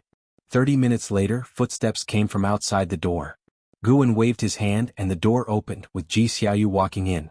She stood at the doorway without moonlight shining on her, appearing like a shadow. Guan looked up at her and asked, "Are you ready?" Ji Xiaoyu's face was calm as she said, "The battle with the Sky Demon Emperor is a promise between him and me. I must defeat him to overcome the demons of defeat in my heart. But you are bound by the rules of reincarnation.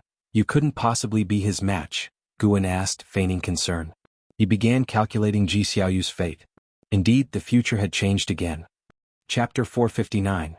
Just want to test the edge of the Annihilation God Emperor. Guan calculated that Ji Xiaoyu, due to not encountering the heavenly demon Great Emperor, would end up battling against the demon god Shen Huang, and furthermore, there would be even stronger beings targeting her, wishing to forcefully drag her from the reincarnation rules. Indeed troublesome. He had helped Ji Xiaoyu handle the heavenly demon Great Emperor, but in doing so, he had attracted the attention of an even more formidable existence. It's precisely because of the reincarnation rules that even if I'm not his match, there won't be any trouble. At worst, he'll just be expelled back to the yin-yang domain, Ji Xiaoyu calmly replied. Guan couldn't directly reveal the future, so he asked, "Aren't you afraid there are other beings behind the heavenly demon Great Emperor?" Ji Xiaoyu closed the door and then walked over to the table. She looked at Guan and said, The appearance of the demon god Shen Huang indicates that there are stronger beings plotting from behind the scenes, but it's none of my concern. I'm not burdened with the mission of saving all living beings. She leaned forward, raising her right hand toward Guan. Guan could have avoided it, but sensing a farewell atmosphere he chose not to. Ji Xiaoyu reached across the table and grabbed his collar. Her eyes were complex as she said, "It's strange. We haven't gone through any heart-wrenching story nor faced adversity together. The days we spent together were so mundane, yet why am I moved by you, feeling emotions I never had before?" Guan tilted his head and asked, "You're asking me? And curious too, is it because I'm too handsome?" Usually Ji Xiaoyu would have glared at him, but she was not in the mood to care about such trivial matters now. Her right hand suddenly pulled with force, drawing Guan toward her. In that moment, Guan had plenty of time to react and countless thoughts raced through his head, but inexplicably he chose not to resist. The two quickly drew closer and eventually their lips met. Guan's eyes widened, but seeing Ji Xiaoyu's somewhat resentful gaze, he lost the interest to pretend. The two just looked at each other and the entire world seemed to fall silent. In their eyes there was only each other. Guan understood what she was thinking.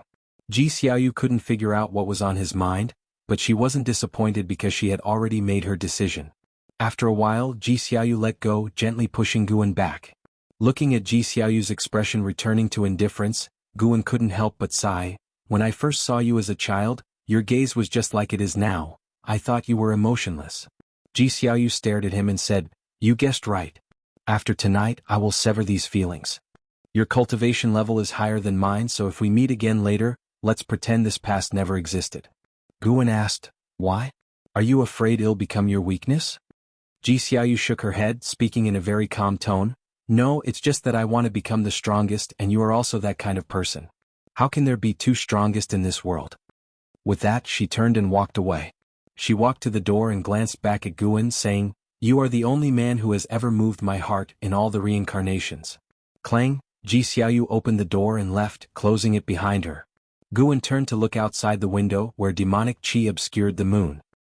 He raised his hand to touch his lips and let out a light chuckle. Love in this world, what is it really?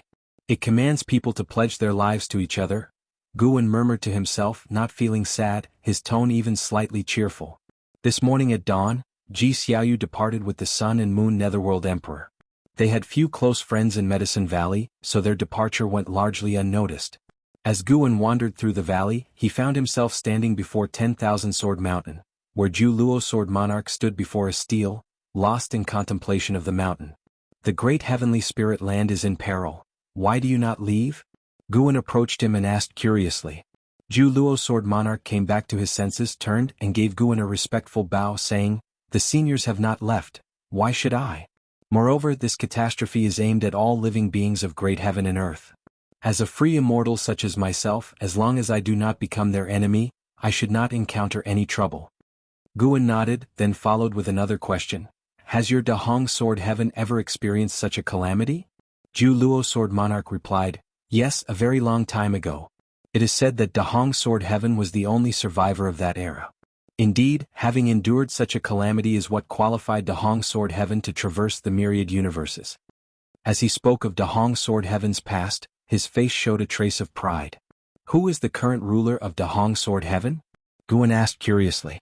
The Taoist tradition of Dahong Sword Heaven lay in the far-off Dahong realm, beyond his ability to deduce its causality. Yet he had an intuition that Yang Pingan might be an ancient figure in relation to today's Dahong Sword Heaven. Ju Luo Sword Monarch answered, "Currently, it is headed by the Supreme Sword Venerable, a descendant of Dahong Sword Heaven's ancestral master, and the inheritor of the master's sword Dao." Upon hearing this, Guan fell silent. Ju Luo Sword Monarch observed Guan's expression, speculating in his heart. He had always felt that Guan possessed the Holy Heart Sword Dao. If Guan had been of low cultivation level, he might simply have been an inheritor. But Guan's cultivation level was profound and unfathomable, which made him suspect that Guan might very well be the Holy Heart Sword Dao itself.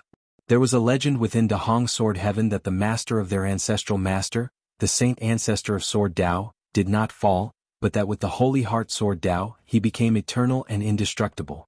The saint ancestor of Sword Dao dispersed into the cycle of reincarnation, impossible to find, only potentially revealing himself when the Holy Heart Sword Dao reappeared in the mortal world. Over the years, some had come to understand the Holy Heart Sword Tao, but none were the true saint ancestor of Sword Tao. Nonetheless, Da Hong Sword Heaven continued to search for the saint ancestor, fulfilling the ancestral master's will. As long as Da Hong Sword Heaven exists, so must the search for the saint ancestor continue. Boom, a rumbling roar came from afar, and a tremendous oppressive force descended. Zhu Luo Sword Monarch turned his head, murmuring, "The Reincarnation Path Emperor truly is extraordinary, worthy of being one of the 4 emperors of Yin Yang. My master once said her talent was the strongest among the 4, it's just that she is the youngest." Guan also looked towards the distance. Ji Xiaoyu did not seek out the heavenly demon divine emperor, but instead chose to make a move against demon god Shen Huang. Speaking of which, she has a very good relationship with the saintly lands of the great heavenly spirit land. If she can find Xing Tian with Shengshen's abilities, perhaps he could preserve the holy court. In that way at least some living beings would survive, and this era might not be completely annihilated, Zhu Luo Sword Monarch lamented. Guan asked, "Have you ever heard of the Annihilation God Emperor?" Upon hearing this, Zhu Luo Sword Monarch's face changed drastically, and he looked at Guan in astonishment. He struggled for a moment, then gritted his teeth and said, "The name of a God Emperor, I dare not utter casually. What do you wish to ask, Senior?" Guan looked up at the sky, speaking softly, "I didn't mean to ask anything in particular, I merely wished to test the edge of the Annihilation God Emperor." At these words, Zhu Luo Sword Monarch trembled with fear. He wanted to flee the place immediately, yet he feared offending Guan. Although he was unsure of the extent of Guan's strength, the Annihilation God Emperor was certainly not someone he could provoke. Even if the Annihilation God Emperor was only a mythical legend, he held a deep wariness of him, a feeling common among cultivators who had ventured into the silent destruction domain. Chapter 460. Demon God approaches the sky, despair descends, just wanted to test the mettle of the Annihilation God Emperor? Upon hearing these words, Zhu Luo Sword Monarch felt a tingling sensation on his scalp. He couldn't imagine what kind of apocalyptic scenery would unfold if Guan and the Annihilation God Emperor were to fight, fearing that even the Tao rules of the universe would shudder. Zhu Luo Sword Monarch dared not continue the conversation and could only stare blankly at Guan. Guan looked back at him and smiled, "I was just talking nonsense, don't overthink it." Practicing the formless and invisible freedom body, he was not affected by karma. Even if he mentioned the Annihilation God Emperor's name, he wasn't afraid of being overheard by the Annihilation God Emperor, let alone the Annihilation God Emperor of Outer Heaven was not the real body. Then Guan patted Zhu Luo Sword Monarch on the shoulder, turned around, and walked along the foot of 10,000 Sword Mountain, planning to wander around the valley. While it seemed he was inspecting Medicine Valley, his divine thought was constantly watching Ji Xiaoyu. Faced with the formidable demon god Shen Huang, Ji Xiaoyu completely unleashed the power of the primordial Taoist talisman. Although Sun and Moon Netherworld Emperor did not join the battle, he was setting up a formation, channeling mysterious forces from other great heaven and earth to aid Ji Xiaoyu. Guan saw 3 towering figures in that formation which he estimated were the other 3 from the group of Yin Yang 4 emperors. The intense power of the Reincarnation Path Emperor erupted, alarming various sects around the world and attracting more great cultivators and great demons to support. Guan saw that Yang Xian Emperor and others also chose to join the fight, continuing to fiercely battle with the demon god Shen Huang. At the same time, at the edge of the 3rd Medicine Valley, atop a mountain peak by the cliff, Long Qing sat, his brows furrowed as he gazed at the sky, lost in thought. Yu Yingying approached from behind, standing beside him, and asked, "Do you feel something?" Long Qing turned to look at Yu Yingying and said, "Yes, Aunt Yu, do you feel it too?" Yu Yingying had raised him since he was a child. In his heart she was like his mother, and despite his age he still respected Yu Yingying deeply. Yu Yingying's eyes were complex. She spoke softly, "Yes, I have recovered many memories and also felt the call of the origin, urging me to join that slaughter." Long Qing's frown deepened and he continued, "I haven't recovered my memories, but I too feel a voice urging me to go out and join the battle." Yu Yingying turned to look at him, having sensed the aura of the same origin from him years ago. She knew Long Qing was also a reincarnated heavenly demon, but she had never mentioned it to anyone else, believing that Guan also knew this, and thus had always refrained from teaching him cultivation. "Think more about your master's teachings, it might also be a tribulation for us," said Yu Yingying earnestly. Long Qing nodded, "Don't worry, my teacher has already warned me I won't be reckless and I know exactly who I am. I am Long Qing and nothing from the past concerns me." He had lived for hundreds of years, cultivated for many years, and somewhat understood the matters of past life reincarnation. He speculated that if his past identity were revealed, it would bring great trouble, which was also why his master dared not teach him. The two turned their heads towards the horizon, continuing to share their feelings. They were just the tip of the iceberg. In various places around the world, reincarnated heavenly demons began to rampage and lose their senses until they reverted to their true demonic nature and started slaughtering all living beings. Guan was not only focused on Ji Xiaoyu, his divine thought also covered various places around the world, continuing to exterminate heavenly demons and save the mortal spirits. He did not intend to change the larger situation in the world but wished to make the remaining lives of many mortal spirits somewhat better. Dark clouds churned, demonic chi roamed the mortal world, and occasionally fierce winds roared across the land, shaking the mountains. And Hao and a group of cultivators stood on a mountain peak, staring at the battle ahead, all showing a look of shock. Even the conceited and Hao could not remain composed. At the edge of the earth, the figure of demon god Shen Huang, taller than mountains, stood. His long hair transformed into a mass of dragons twisting and continuously spewing flames. His arms, bigger than mountain ranges, swung ceaselessly, and several huge immortal path supreme treasures surrounded him. Various divine skills burst forth, shaking heaven and earth. And Hao's gaze fixed on a figure, a female cultivator clad in a black robe with her face covered by a black and white mask resembling a Taiji diagram. Her long hair fluttered, and behind her, a majestic golden wheel hovered, from which golden dragons surged forth, vying to attack the demon god Shen Huang. Was Ji Xiaoyu. The power of the primordial Taoist talisman had been fully unleashed, and now she, in her original form, was contending against demon god Shen Huang. Her figure was only 100 zhang tall, far smaller than demon god Shen Huang, but her aura was in no way inferior to demon god Shen Huang. At least from afar, and Hao and the others could not ignore her. And Hao even compared her to the Yangxian emperor and found that this woman was in no way inferior. Moreover, he felt as if he had seen her somewhere before. Roar! Demon god Shen Huang roared again, its voice strained to exhaustion, causing heaven and earth to tremble violently. Above its head, the dark clouds churned violently, forming a black vortex with thunder and lightning flashing inside, as if some terrifying being was about to be summoned. Boom! A fearsome figure descended from the black vortex, landing on the ground and raising a dust cloud 10,000 zhang high. Another demon god Shen Huang. Upon closer inspection, this demon god differed from demon god Shen Huang only slightly in skin tone, almost like an avatar, his aura not at all weaker than demon god Xuanhuang's. His appearance caused faces like the Yangxian emperors and others to change drastically. One demon god Shen Huang was enough to drive them to despair, let alone another one. How could they possibly stand against them? Transformed into the reincarnation path emperor, Ji Xiaoyu did not show much reaction, at least the mask covered her expression. Two demon god Xuanhuang stood side by side, like the highest peaks in the world, exuding an aura that disdainfully overlooked all living beings. In their presence, everything in the world seemed to diminish. For a moment, the great battle paused, the forces of great heavenly spirit land dared not make any rash moves, while the two demon god Xuanhuangs fell into a peculiar state of stillness. What's going on? A cultivator beside and Hao frowned and asked, the other cultivators also becoming even more tense.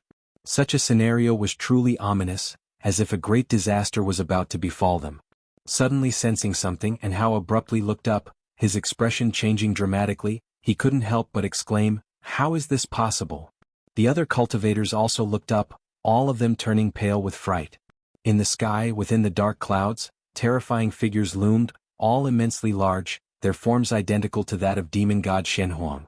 Yangxian emperor and holy minister also turned pale. In the distance, on the desolate land where the sun and moon netherworld emperor was forming formations, he too was dumbfounded, his body trembling, unable to believe his eyes. "How can there be so many?" the sun and moon netherworld emperor said tremblingly. Behind him, three huge shadowy figures constantly supplied power to the reincarnation path emperor, but these three figures seemed insignificant in front of the myriad demon god figures, like ants looking up to a god. As far as the eye could see, the figures of demon god Shen Huang filled the whole firmament, each one already monstrous in size, now numbering over 100, forming a scene that drove all beings to despair. Chapter 461. Defying the Heavens, a Battle in Outer Heaven. Supreme Sect, Third Medicine Valley. All the disciples outside the houses gazed up, their pupils dilating, reflecting the terrifying visage in the sky, fear creeping across everyone's faces. The black clouds in the sky surged endlessly, revealing only small parts of the horrific figures of the demon gods Shen Huang, yet even the sight of their feet was enough to chill the spine. What in the world is that? So many? Could these really be heavenly demons? How can they be so massive? Are they coming for our Taizong continent? Don't panic, we have Sword Venerable Fu Dao, what's there to fear? Disciples in the valley discussed among themselves, trying to dispel the fear in their hearts, while those inside the houses also came out. An Xen looked up at the terrifying scene in the sky, her eyebrows knitted tightly. She looked towards Guan's loft, feeling the presence of her master, and her heart suddenly calmed. With the master here, even if the sky falls, there is no problem. Meanwhile, inside the house, Guan held a book in one hand and twirled the fate-determining pen in the other, raising his eyebrows slightly as he muttered to himself, "Have you sensed it yet?" Before Ji Xiaoyu left, Guan divined her future.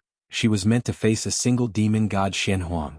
After a fierce battle and securing victory, she would encounter the Annihilation God Emperor's intervention.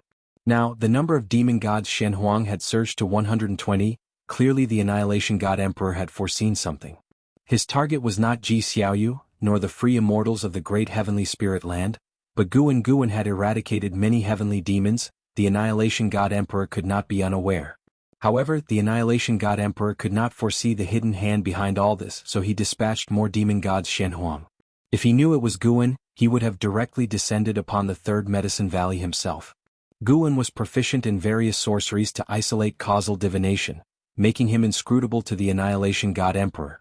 As Guan looked at the lifespan notifications that kept popping up, a smile formed on his lips. In the last 2 days, by eliminating heavenly demons, he had already amassed 2 billion years of lifespan. Once this ordeal was over, he planned to prepare for his breakthrough, to reach higher realms sooner for peace of mind. At that moment, footsteps approached from outside the door. "Come in." Before Shenzhen had even reached the door, Guan's voice had already reached her. The door was pushed open and Shenzhen stepped quickly inside, closing the door behind her, then walked over to Guan's desk and slammed a scroll onto the surface. "How is it? How well did I draw?" Shenzhen asked proudly.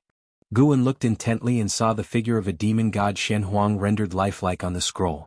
Guan raised an eyebrow, surprised, and asked, "How did you manage to draw this?"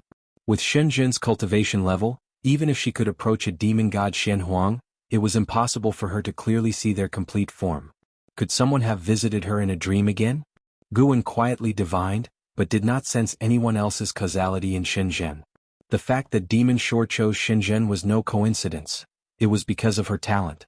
Guan had thought it was his Taoist intent that influenced Shenzhen, but now it seemed her own comprehension was also astonishing.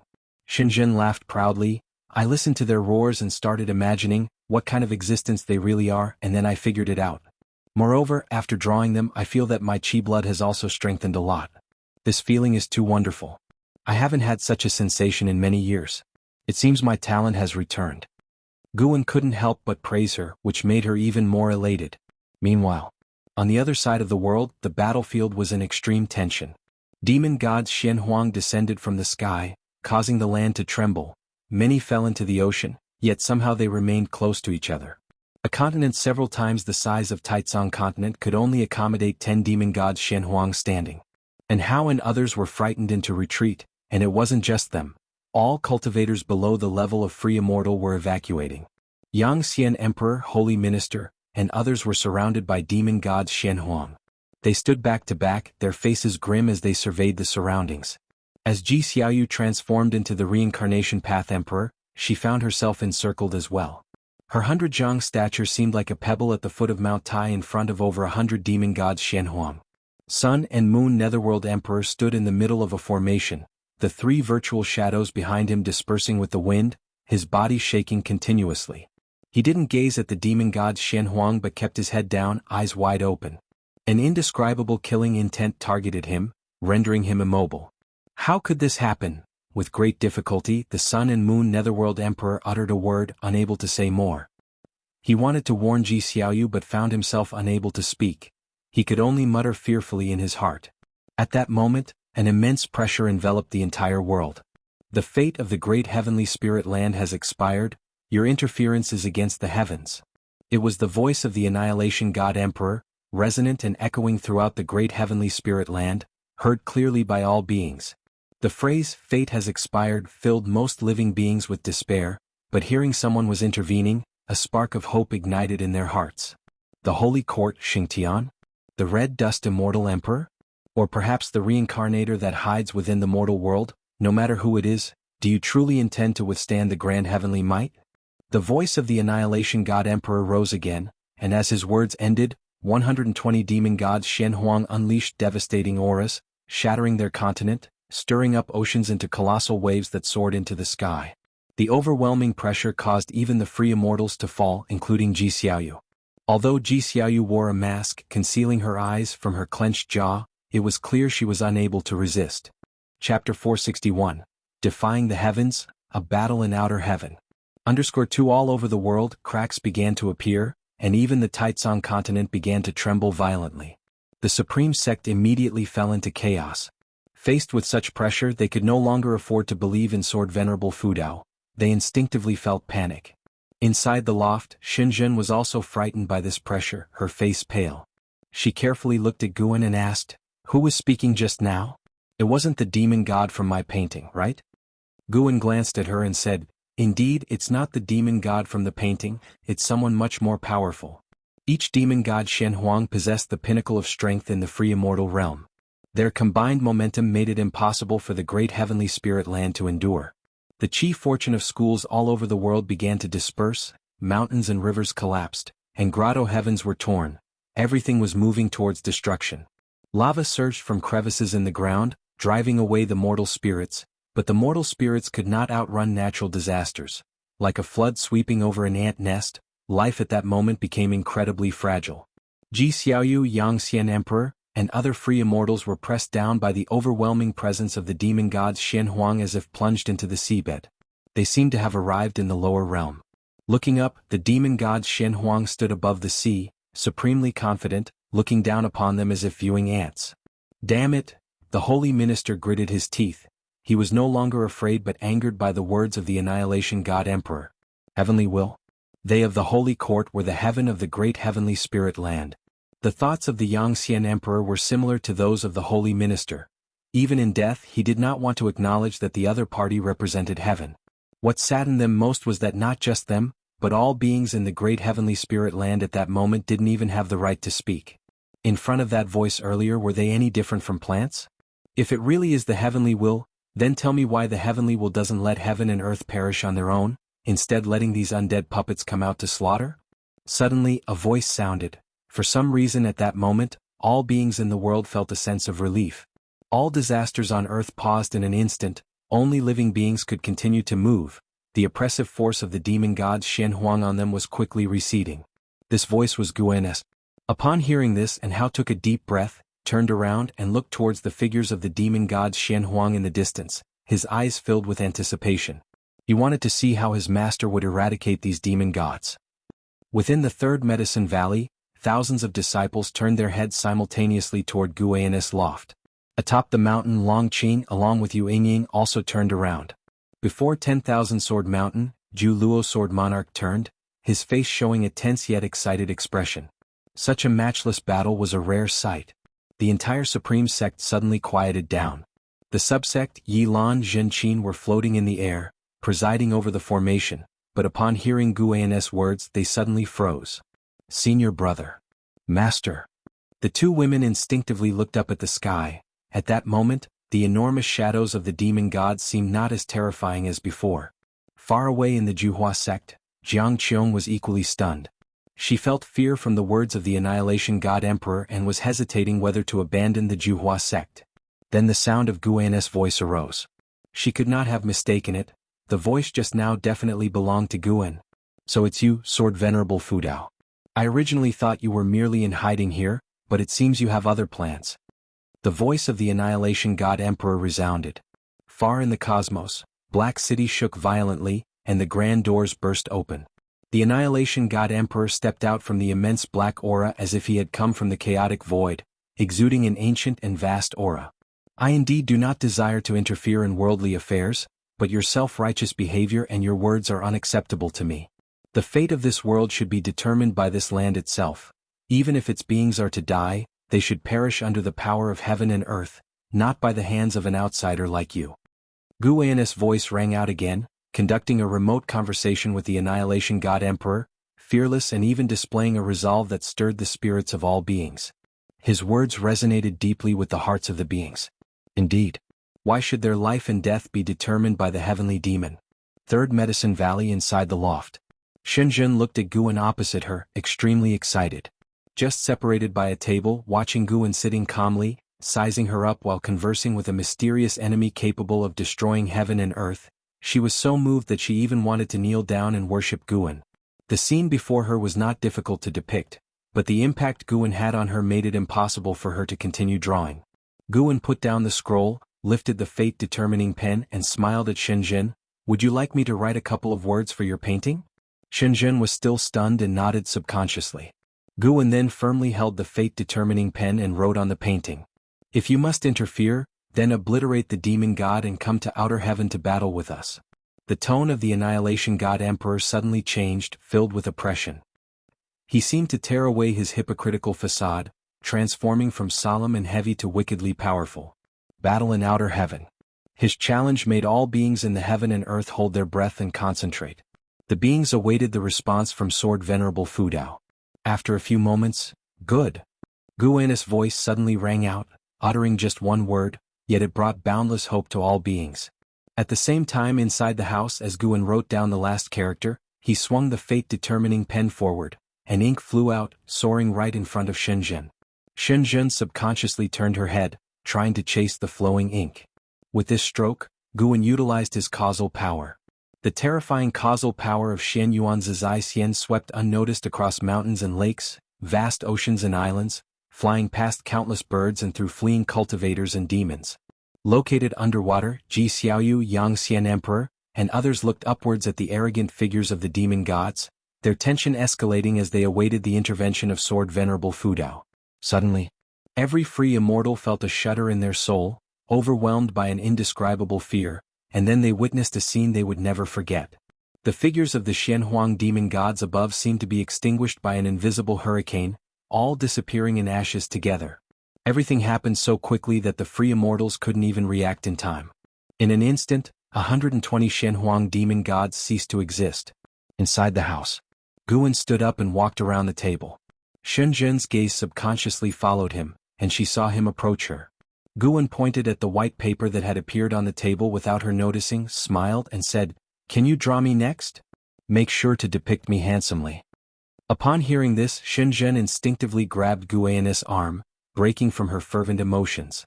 She looked at him and asked through gritted teeth, "Are you confident?" Somehow, seeing Guan about to leave filled Shenzhen with anxiety. She thought of those heroes and stories preparing for their final moments of glory. Although she was unclear about who the Annihilation God Emperor truly was or how powerful, it was obvious from his previous words that he did not fear Sword Venerable Fudao. Guan smiled, "I'm not confident, but I still need to stand up. Otherwise, who will champion this world? Don't forget, you're also part of this world." He gently broke free from Shenzhen's hand and walked to the windowsill.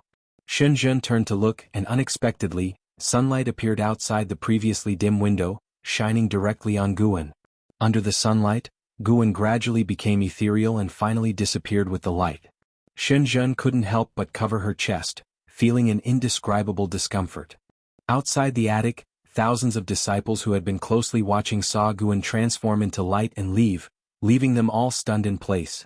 They instinctively looked up. A hole appeared in the sea of dark clouds engulfing the sky, and sunlight poured down from there. Under the mystic pure tree. An Exian looked up at the cloud hole in the sky, feeling infinite admiration rising within her. "Master, is this the moment you spoke of, turning the tide?" Guan had taught her more than once to concentrate on cultivating, as the significance of diligent cultivation was to turn the tide when faced with crises others couldn't handle. The rewards in that moment would exceed being powerful itself. Before, an Exian did not understand what gains would helping others bring. But now she understood. Chapter 462 The Power of the Taoist Hidden Immortal. Countless heavenly demons hovered above the great heavenly spirit land, guarding it from every direction, all their gazes fixated upon it. Looking along their line of sight, the magnificent and vast great heavenly spirit land presented a scene of destruction. Continents fractured like spiderwebs, tumultuous seas turned into terrifying waves, and all these scenes had come to a standstill. The aura of demon god Shen Huang has disappeared. How is that possible? So many demon god Xuanhuangs were annihilated in an instant. Just how high is Sword Venerable Fudeo's Dao level? Why hasn't His Majesty appeared? He wouldn't have. How could that be possible? He is the heavenly demon great emperor, the most powerful existence in our demon race. Nothing can have happened to him. He must be held up by something. Will Sword Venerable Fudao come out? The heavenly demons discussed heatedly, filled with fear toward Sword Venerable Fudao. They had experienced the formidable presence of demon god Shen Huang themselves. Even a single one stood beyond their reach. And yet, so many demon gods Shen Huang standing together were simply eradicated by Sword Venerable Fudao. How could they not fear him? Suddenly, a beam of golden light shot out from within the great heavenly spirit land, piercing through the heavenly demons' encirclement. The closest demons were so frightened that they hastily dodged. All the heavenly demons focused their gaze, and they saw a figure walking toward the source of the golden light. It was Guan, dressed in white, wielding the fate-determining pen, and wearing the immortal king crown. His aura that surpassed the free immortal held all the heavenly demons in awe. The heavenly demons did not feel an overwhelming presence from Guan as they did from the demon god Shen Huang, but upon laying their eyes on Guan, they could not muster a shred of fighting spirit. They didn't feel discomfort in body or soul, but instinctively, a sense of reverence arose. Those of lower cultivation realm even knelt down, worshipping the figure of Guan. Guan looked ahead, moving within the golden light, his figure constantly shifting, leaving behind trails of afterimages, ethereal like an immortal. Looking in the direction where the golden light extended, in the depths of the universe, thick black chi surged as the annihilation god emperor approached Guan. Their eyes saw only each other, as if the demons and meteors they passed by on the way were nothing. The distance between them quickly closed, and the annihilation god emperor's aura climbed relentlessly. The heavenly demons turned and watched, all knowing this battle would determine whether they could conquer the great heavenly spirit land or not. The people of the great heavenly spirit land also held their breath in anticipation. They couldn't see the scene beyond the sky, but the natural disasters around them were still frozen, indicating Sword Venerable Fudao was still there and the calamity from beyond had not yet ended.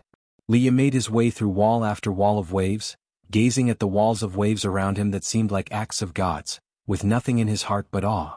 How has the voice of the primordial ancestor changed, and why does it sound so familiar? Liya muttered to himself, harboring an absurd guess in his mind. He secretly decided that, once this catastrophe was over, he would have to return to the supreme sect to find out. If it really was as he suspected, then his whole worldview would collapse. Impossible, right? Could I have misheard? Liya's expression was complex. The more he thought about it, the more confused he became, even thinking maybe he shouldn't return at all. The divine exotic immortal spirit stood on Liya's shoulder, looking up at the sky with anticipation, awaiting its master's performance. Though the pressure from the annihilation god emperor was overwhelming, it believed its master would not lose. The people were all emotionally invested in the battle beyond, while Guan, the bearer of their hopes, was drawing ever closer to the annihilation god emperor. He watched the annihilation god emperor continuously elevating his own aura, even surpassing the free immortal realm, and he was not surprised. Summoning so many demon gods Shen Huang, the fleshly body of the annihilation god emperor couldn't possibly be as simple as a free immortal. Guan could feel a faintly discernible aura of causality emanating from the annihilation god emperor, an aura that seemed to travel from another universe, its trajectory of causality unfathomable and inscrutable, only its unfathomable depth could be sensed. Sword Venerable Fudao, who exactly are you and what do you want? The voice of the annihilation god emperor rang out, tone indifferent. Guan walked in the midst of the golden light, replying, "That's what I'd like to know as well." Whether he had surpassed the original self of the annihilation god emperor or not, he wouldn't reveal the existence of lifespan samsara. The evolution of lifespan was his most crucial card, one he wouldn't disclose to even the most important and closest beings to him. It would remain a secret sealed forever in his heart. Without the experiences from lifespan samsara, it would be impossible for him to know about the original self of the annihilation god emperor, at least not now. I am here to find someone. With your Tao fruit realm cultivation level, yet choosing to hide within the universe, it's likely you are also searching for something. As the annihilation god emperor's voice faded, the momentum of the Taoist hidden immortal erupted, startling the entire cosmos. The Tao rules in the void began to rage, infinite Tao spiritual energy surged, raising waves of energy. The faces of the free immortals in the distant great heavenly spirit land dramatically changed colors. At this moment, they could confirm that the Annihilation God Emperor had indeed surpassed the 9 heavens of immortal path. The difference of one realm was like the difference between immortals and mortals. They looked toward the outer heaven with anxiety, for Gu and Ji Xiaoyu also looked upward, but her face was hidden behind a mask, her expression unseen. Do you wish to reach some kind of understanding with me? My demand is simple: let all beings within this heaven and earth live and die by their own devices. Guan spoke assertively. Having already revealed himself, there was no need to entertain the idea of retreat. He was prepared to make an enemy of the Annihilation God Emperor. Upon hearing these words, the Annihilation God Emperor's gaze turned cold. He raised his right hand, palm up, and in an instant, the black aura around him surged and expanded tumultuously, coalescing behind him to form a massive dark purple door, overwhelmingly large, adorned with various engravings, sceneries of heaven and earth, demon beasts and fierce beasts, all-encompassing. Anyone who saw this door would feel an overwhelming and vast presence wash over them. Guan felt the Tao rules around him suddenly solidify.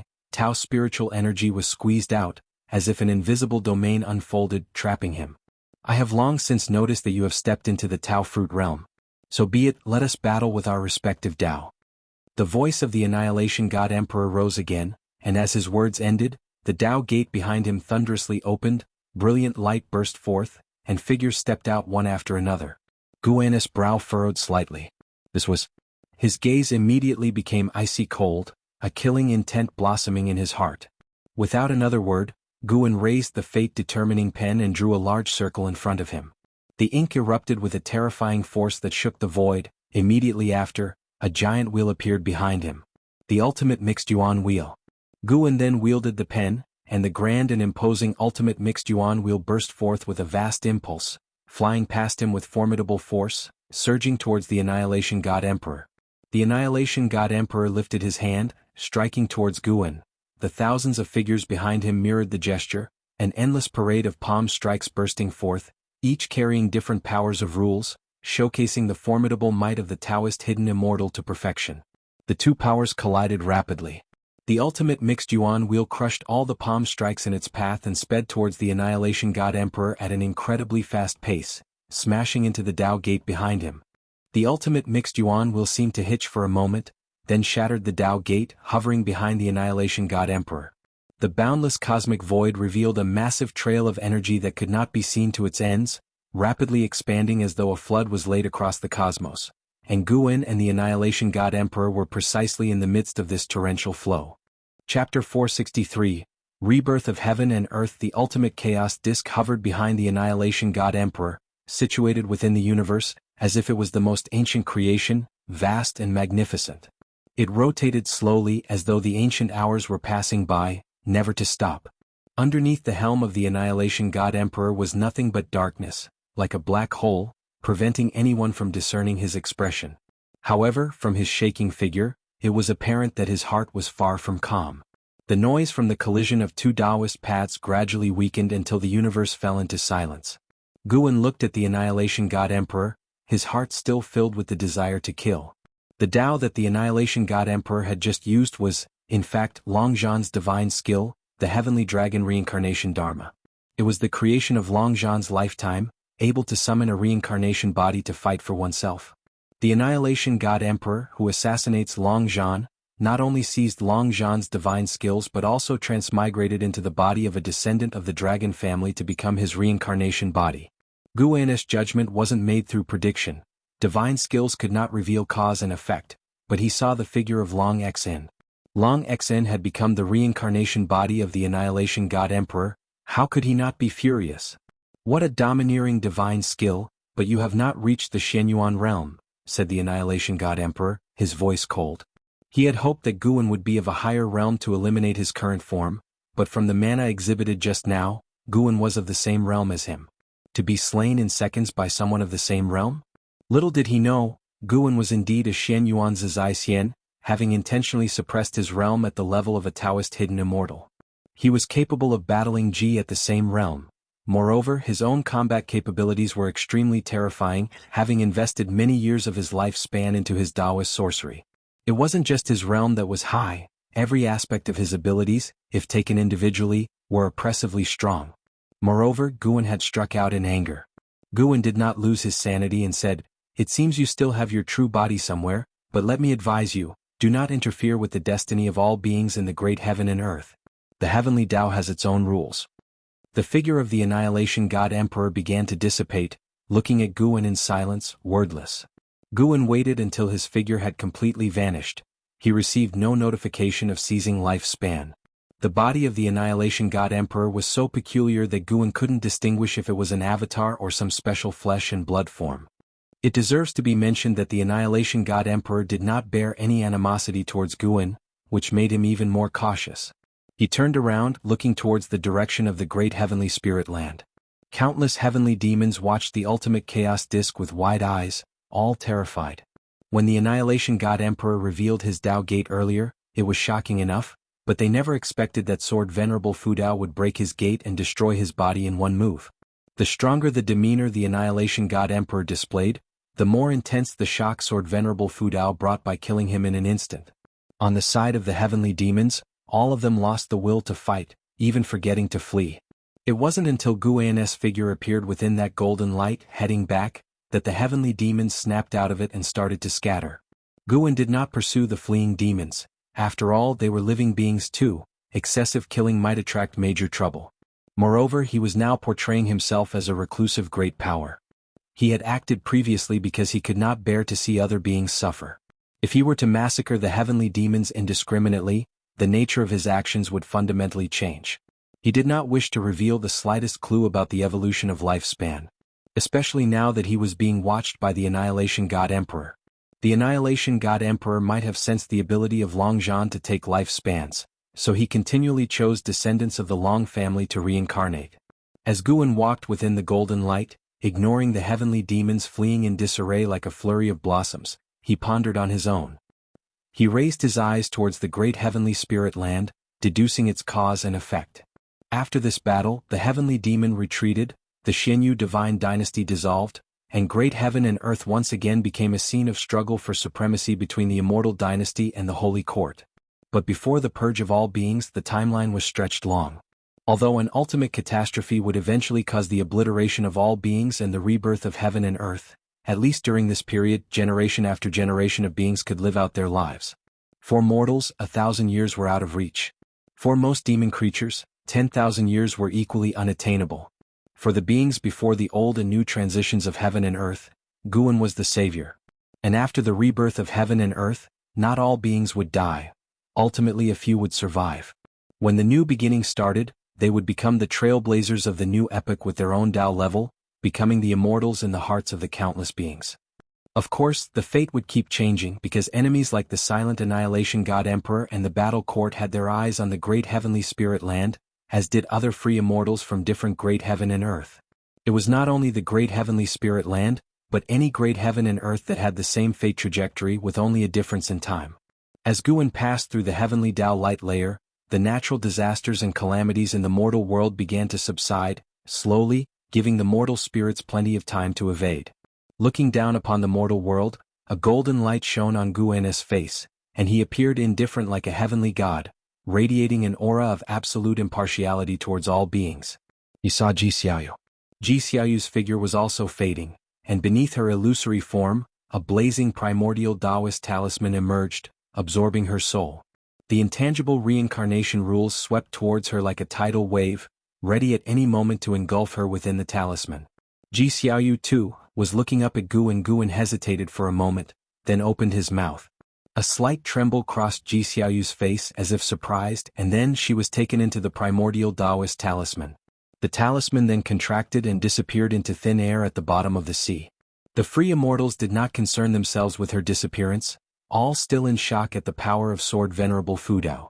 As the surrounding seas poured in, they would soon be submerged, sinking to the ocean's floor, yet they still did not move, staring blankly at the sky. Holy Minister took a deep breath, his expression complex, his hands clenched into fists inside his sleeves. He was filled with dread and did not even feel relieved. Guan's strength was beyond his imagination. He was now certain that even if Xingtian returned, he could not be Guan's opponent. Such a powerful being seemed ridiculous to even think of courting, and in the future, Any decision the Holy Court made would have to consider the thoughts of Sword Venerable Fudao. Otherwise, Sword Venerable Fudao could annihilate the Holy Court in an instant. Not just him, Yangxian Emperor thought the same. The two exchanged a glance, reaching the same understanding. They needed to visit the Supreme Sect. Meanwhile, inside the Third Medicine Valley, the disciples were still anxiously waiting. Shenzhen stood by the window, basking in the golden light left by Guan's departure. She wanted to follow the golden light to catch a glimpse of Guan's figure. Her mind was a mess, unclear about what really happened in outer heaven. Guan, you'd better not run into trouble. Otherwise, who will I write my books for? Shenzhen bit her teeth and muttered to herself. No sooner had she spoken, she suddenly widened her eyes and rubbed them to make sure she wasn't seeing things. After confirming she was right, a smile blossomed on her face. Chapter 464. Won by luck. Under Shenzhen's gaze, Guan descended from the golden light as if there were an invisible staircase beneath his feet. He walked so steadily, resembling a heavenly god descending to the mortal world. More and more disciples noticed Guan's figure, and they all felt a surge of surprise and began to cheer. Master has returned. It's really Master. How come he's back so soon? Did the other party flee? It's unclear, but there was definitely a very terrifying pressure that came just now. I felt they had clashed. Nonsense, our Master is Sword Venerable Fudao. Think about it, has Master ever not used an absolutely dominant stance to slay his enemies? The disciples chatted among themselves, attracting even more disciples to join the crowd. An XN saw Guan's figure, and her face bloomed with a smile.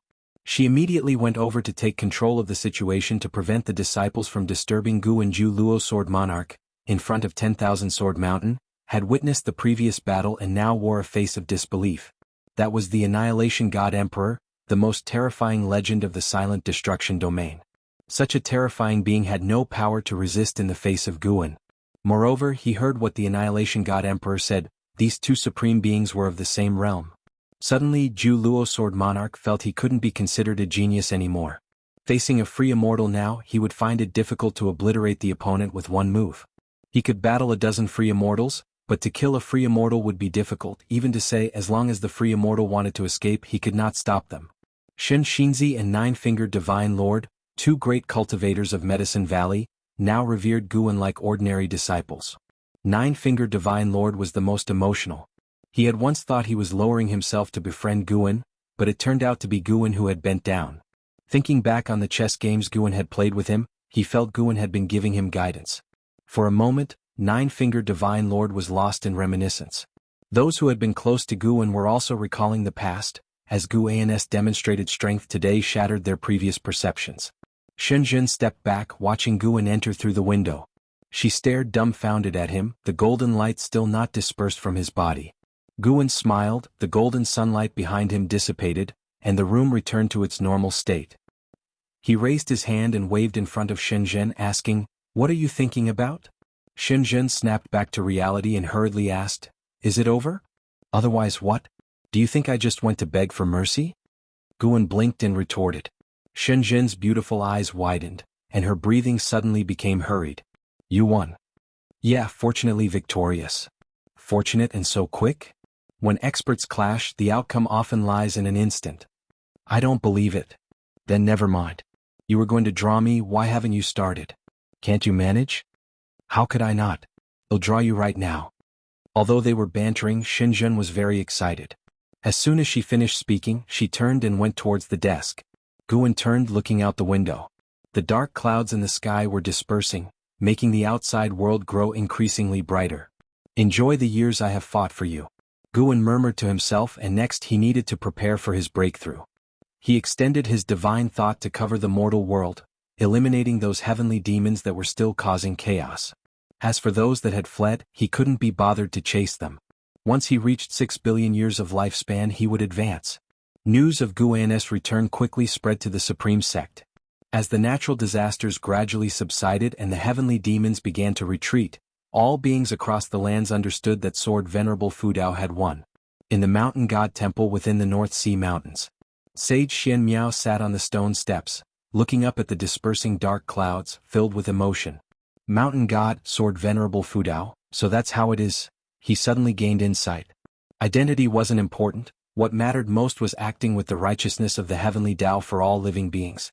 He closed his eyes and continued his cultivation. With Sword Venerable Fudao being so formidable, he absolutely couldn't shame himself. After all, he was now somewhat like half a disciple of Sword Venerable Fudao. The clamor in the world continued to rise. Against the lively backdrop of the world, Guan chose to shut his door and not emerge. When the dark clouds that enveloped the world scattered, and the sun was also setting. Sunset and moonrise. When the morning sun rose, Guan quietly left early in the day. First, he went to Hidden Spirit Palace to harvest the ripe medicinal herbs, then had the deep-sea dragon carp sow new seeds. Guan lay on the rocking chair admiring his attribute panel. Name, Guan Lifespan. 1-145/6, 001, 319, 431 Physique. Mixed Element Golden Body Cultivation Level. Xian Yuan Zizai Xian Realm Perfect 6 billion years of lifespan. I should be able to break through successfully, right? Last time I broke through, I only had a lifespan of 3 billion years. Guan began to contemplate which Taoist sorcery to enhance. He had experienced the thrill of annihilating enemies within the same realm in an instant, so he still needed to strengthen all aspects of his power. Of course, given a choice, he would still prefer to fight lower realms with a higher realm, trying to avoid confronting powerhouses of the same realm as much as possible. After a while, the deep-sea dragon carp, having finished its tasks, came before Guan, looking at him hesitantly as if wanting to say something but stopping itself. Speak if you have something to say, said Guan with his eyes closed, his tone lazy. Taking a deep breath, the deep-sea dragon carp cautiously asked, Master, was that your voice yesterday? What, you couldn't tell? No, it's just that The deep-sea dragon carp suddenly became excited, speaking incoherently, unable to express its emotions. It could feel the terrifying presences of demon god Shen Huang and annihilation god Emperor even within the Hidden Spirit Palace. Yesterday, it had felt despair too, hesitating whether to leave the dojo or not but ultimately choosing to trust its master. It had hoped that the master would return to take it away, yet unexpectedly, the master directly confronted the world-ending evil demon on behalf of all living beings. Although it could not witness the battle, hearing the conversation between Annihilation God Emperor and its master made it profoundly stirred. Cultivation should indeed be so radiant and awe-inspiring, standing tall and proud against the sky. The gaze of the deep-sea dragon carp toward Guan was filled with fervor. Guan opened one eye and looked at him, feeling almost goosebumps. The deep-sea dragon carp seemed like a tender, pure-hearted beauty about to swallow him whole. How could he not be scared? Go cultivate right away, your cultivation level is rising too slowly. Guan said sternly, and the deep-sea dragon carp snapped out of its trance, nodded subconsciously, then turned and left. But as it walked away it kept looking back while Guan tried hard not to watch. Staring at the deep-sea dragon carp for a long time, Guan realized that it was indeed pleasant to look at. No sooner had the thought entered his mind than Guan hastily dismissed it, continuing to ponder his plan to become stronger. An hour later, Guan left the Hidden Spirit Palace and stepped into outer heaven. He was going to break through today. Having just slain a clone of the Annihilation God Emperor, the Annihilation God Emperor definitely could not arrive in a short time. Guan was not going to wait for him to arrive before breaking through. Moreover, the universe was already turbulent these past few days. Causing a commotion might not make others assume it was Sword Venerable Fudao at work. After all, Sword Venerable Fudao only wished to protect the great heavenly spirit land. Guan concealed his form, and even a Taoist hidden immortal would not be able to see him. He quickly flew into the silent destruction domain towards the spot he had previously selected for his breakthrough. This time he planned to delve deep into the silent destruction domain. Along the way, Guan saw many great heaven and earths, each encircled by a layer of heavenly Tao light, protecting them from the erosion of the Tao spiritual energy of the silent destruction domain. How many heavens and earths are there in this universe? Guan suddenly grew curious but didn't rush to explore. Once he landed on a desolate continent, he immediately set up a lifespan barrier. This continent was much larger than the Taizong continent, with other similar desolate continents of various sizes floating around it, devoid of any greenery or elevation, dark and without daylight. Guan speculated that this was what remained after a great heaven and earth had been shattered, very distant from the great heavenly spirit land, separated by 8 vibrant great heaven and earths along the way. He began to probe the universe with his divine thought, and the divine thought of a Shen Yuan Zizai Xian spread out in an instant. The universe was boundless, and even the divine thought of a Shen Yuan Zizai Xian could not reach the end in a short period, perhaps because there simply was no end. Guan did, however, see a boundary gate, which in his eyes was a forbidden land. He did not want to disturb the heavenly spirit god, so he deliberately bypassed the boundary gate. 10 breaths later, Guan withdrew his divine thought. He had explored 37 great heaven and earths that were in no way inferior to the great heavenly spirit land, as well as thousands upon thousands of minor heaven and earths.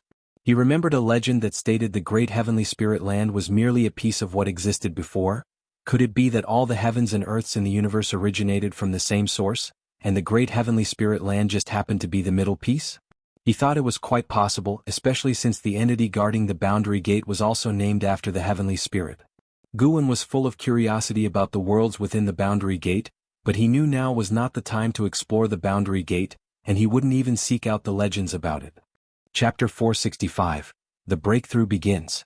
Guan withdrew his divine thought and then sat cross-legged on the spot, summoning his attribute panel. First, enhance the physique. The last enhancement had cost 200 billion years of lifespan to succeed. How many billion years of lifespan would this time require? If it was too much, Guan would have to give up a comprehensive enhancement and focus on improving his cultivation level first. Let's start with 100 billion years of lifespan. Invest. Guan's gaze fixed on the mixed element golden body in the attribute panel, silently making his decision. Series of prompts started to appear, and he was already prepared for failure. It wasn't exactly failure, however, since it wasn't a tribulation crossing. Even without enhancement, the evolution of lifespan would still strengthen his physique. Thinking this, Guan felt quite relaxed. After all the prompts had appeared, the mixed element golden body did not advance. He continued to invest another 100 billion years of lifespan, watching the prompts quickly reappear. Still, there was no success in advancing. The third 100 billion years of lifespan was invested. After all the prompts had settled, Guan could only continue to invest another 100 billion years of lifespan. He started to feel the pressure, realizing that at this stage, a full-range enhancement seemed out of reach with just 60 billion years of lifespan. Fortunately, on the fourth investment of 100 billion years of lifespan, success was achieved, and the mixed element golden body advanced to the primordial chaos body. As the successful prompts appeared, the lifespan barrier began to take effect, voraciously devouring the Tao spiritual energy from the void. The majestic Tao spiritual energy surged into Guan's body, causing his long hair to flutter. Guan looked at the lifespan barrier, observing the changes in the consumed lifespan numbers. Very quickly. Thankfully, he had ample lifespan. After watching for a while, Guan closed his eyes, immersing himself in the transformation of the primordial chaos body. The void of the silent destruction domain began to erupt, with terrifying figures surging in the darkness and vast divine thoughts sweeping through the void. The influence of the lifespan barrier continued to expand, not in a circular spread but by causing the void to be stripped of Tao spiritual energy. The desolate continent where Guan was located was just one of the affected areas. Although powerful presences flew over him, none had yet noticed the anomaly on this continent. After an ancient hour had passed, Guan finally completed his transformation into the primordial chaos body. During the transformation, he was not only absorbing Tao spiritual energy but also absorbing the power of Tao. The primordial chaos body had an affinity with all Tao rules, allowing him from now on to comprehend any Tao much more easily. At the same time, he awakened the power of Ji. The power of Ji was not a transformation of spiritual energy but was a power of his own will, possessing an unfathomable capacity for metamorphosis and possessing unimaginable offensive might. After completing the sensation and understanding, Guan felt he could wreak havoc everywhere purely with the power of Ji. It was indeed a physique that could only be forged with 400 billion years of lifespan. And even before this, the mixed element golden body had also been built over many years of accumulated lifespan. Guan recalled his previous physiques, ranging from low to high, as 5 elements treasure body, innate Taoist body, mystic holy body, primordial karmic body, Tai Chu Hun Yuan body, primordial ultimate body, mixed element body, mixed element golden body, and primordial chaos body. Before the 5 elements treasure body, he had spent a great deal of lifespan enhancing his spirit root. In the great heavenly spirit land, a treasure body was already a first-class physique of the current age. Zhu Zai's Tai Chu swallowing yuan body was roughly equivalent to the primordial karmic body, which was the most powerful physique Guan had ever seen. Of course, it was only in this era that Guan had seen many powerful physiques within the lifespan samsara. Next up was the enhancement of cultivation techniques, ultimate skills and divine skills. First came the Great Tao Unlimited skill. Guan spent over 3 billion years of lifespan to elevate the Great Tao Unlimited skill to the Tao Great Freedom Wishing Scripture. Then came the half an hour of legacy phase, where the lifespan barrier had plunged the silent destruction domain into chaos, with even some races fleeing. After inheriting the cultivation techniques, Guan continued his lifespan evolution. The Great Thousand Follow Heart Void skill ascended from the Great Thousand Shen Void skill, consuming nearly 3 billion years of lifespan. The Shenhuang Eternal Tao step ascended from the Eternal Measuring Heaven Tao step, taking 350 million years of lifespan. The Heavenly Purple Micro Saint Tao body ascended from the Formless and Invisible Freedom body, costing 4 billion years of lifespan. Time swiftly passed. The anomalies in the Silent Destruction domain had already affected the Great Heavenly Spirit Land. Both the Immortal Dynasty and Holy Court dispatched great cultivators to defend it. The heavenly demons within the Great Heavenly Spirit Land had not completely dissipated, and now there was terrifying turbulence coming from beyond, alarming the cultivators from both sides. However, with the presence of Sword Venerable Fudao, they were not entirely hopeless. What's going on? Could there be an existence more terrifying than the heavenly demons? I'm not sure, maybe it's related to that voice from yesterday. Don't be afraid. Despite the many terrifying Ori, if you feel carefully, they dare not approach the Great Heavenly Spirit Land.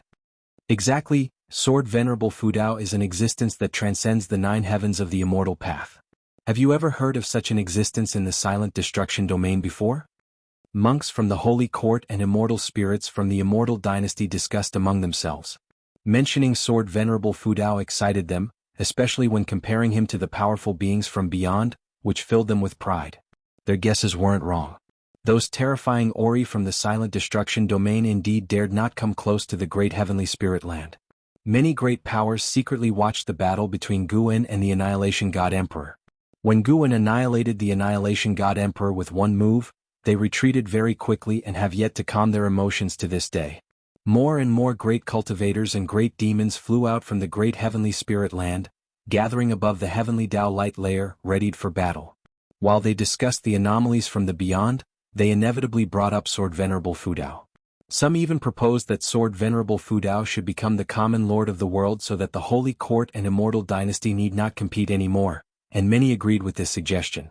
Guan, who was being discussed, had just finished inheriting the memory of the Heavenly Purple Micro Saint Tao body. This was a body refinement cultivation technique, not a physique, and it still retained the trait of preventing deduction by others, while also awakening a divine skill. Guan did not delve into the newly understood divine skill for the time being.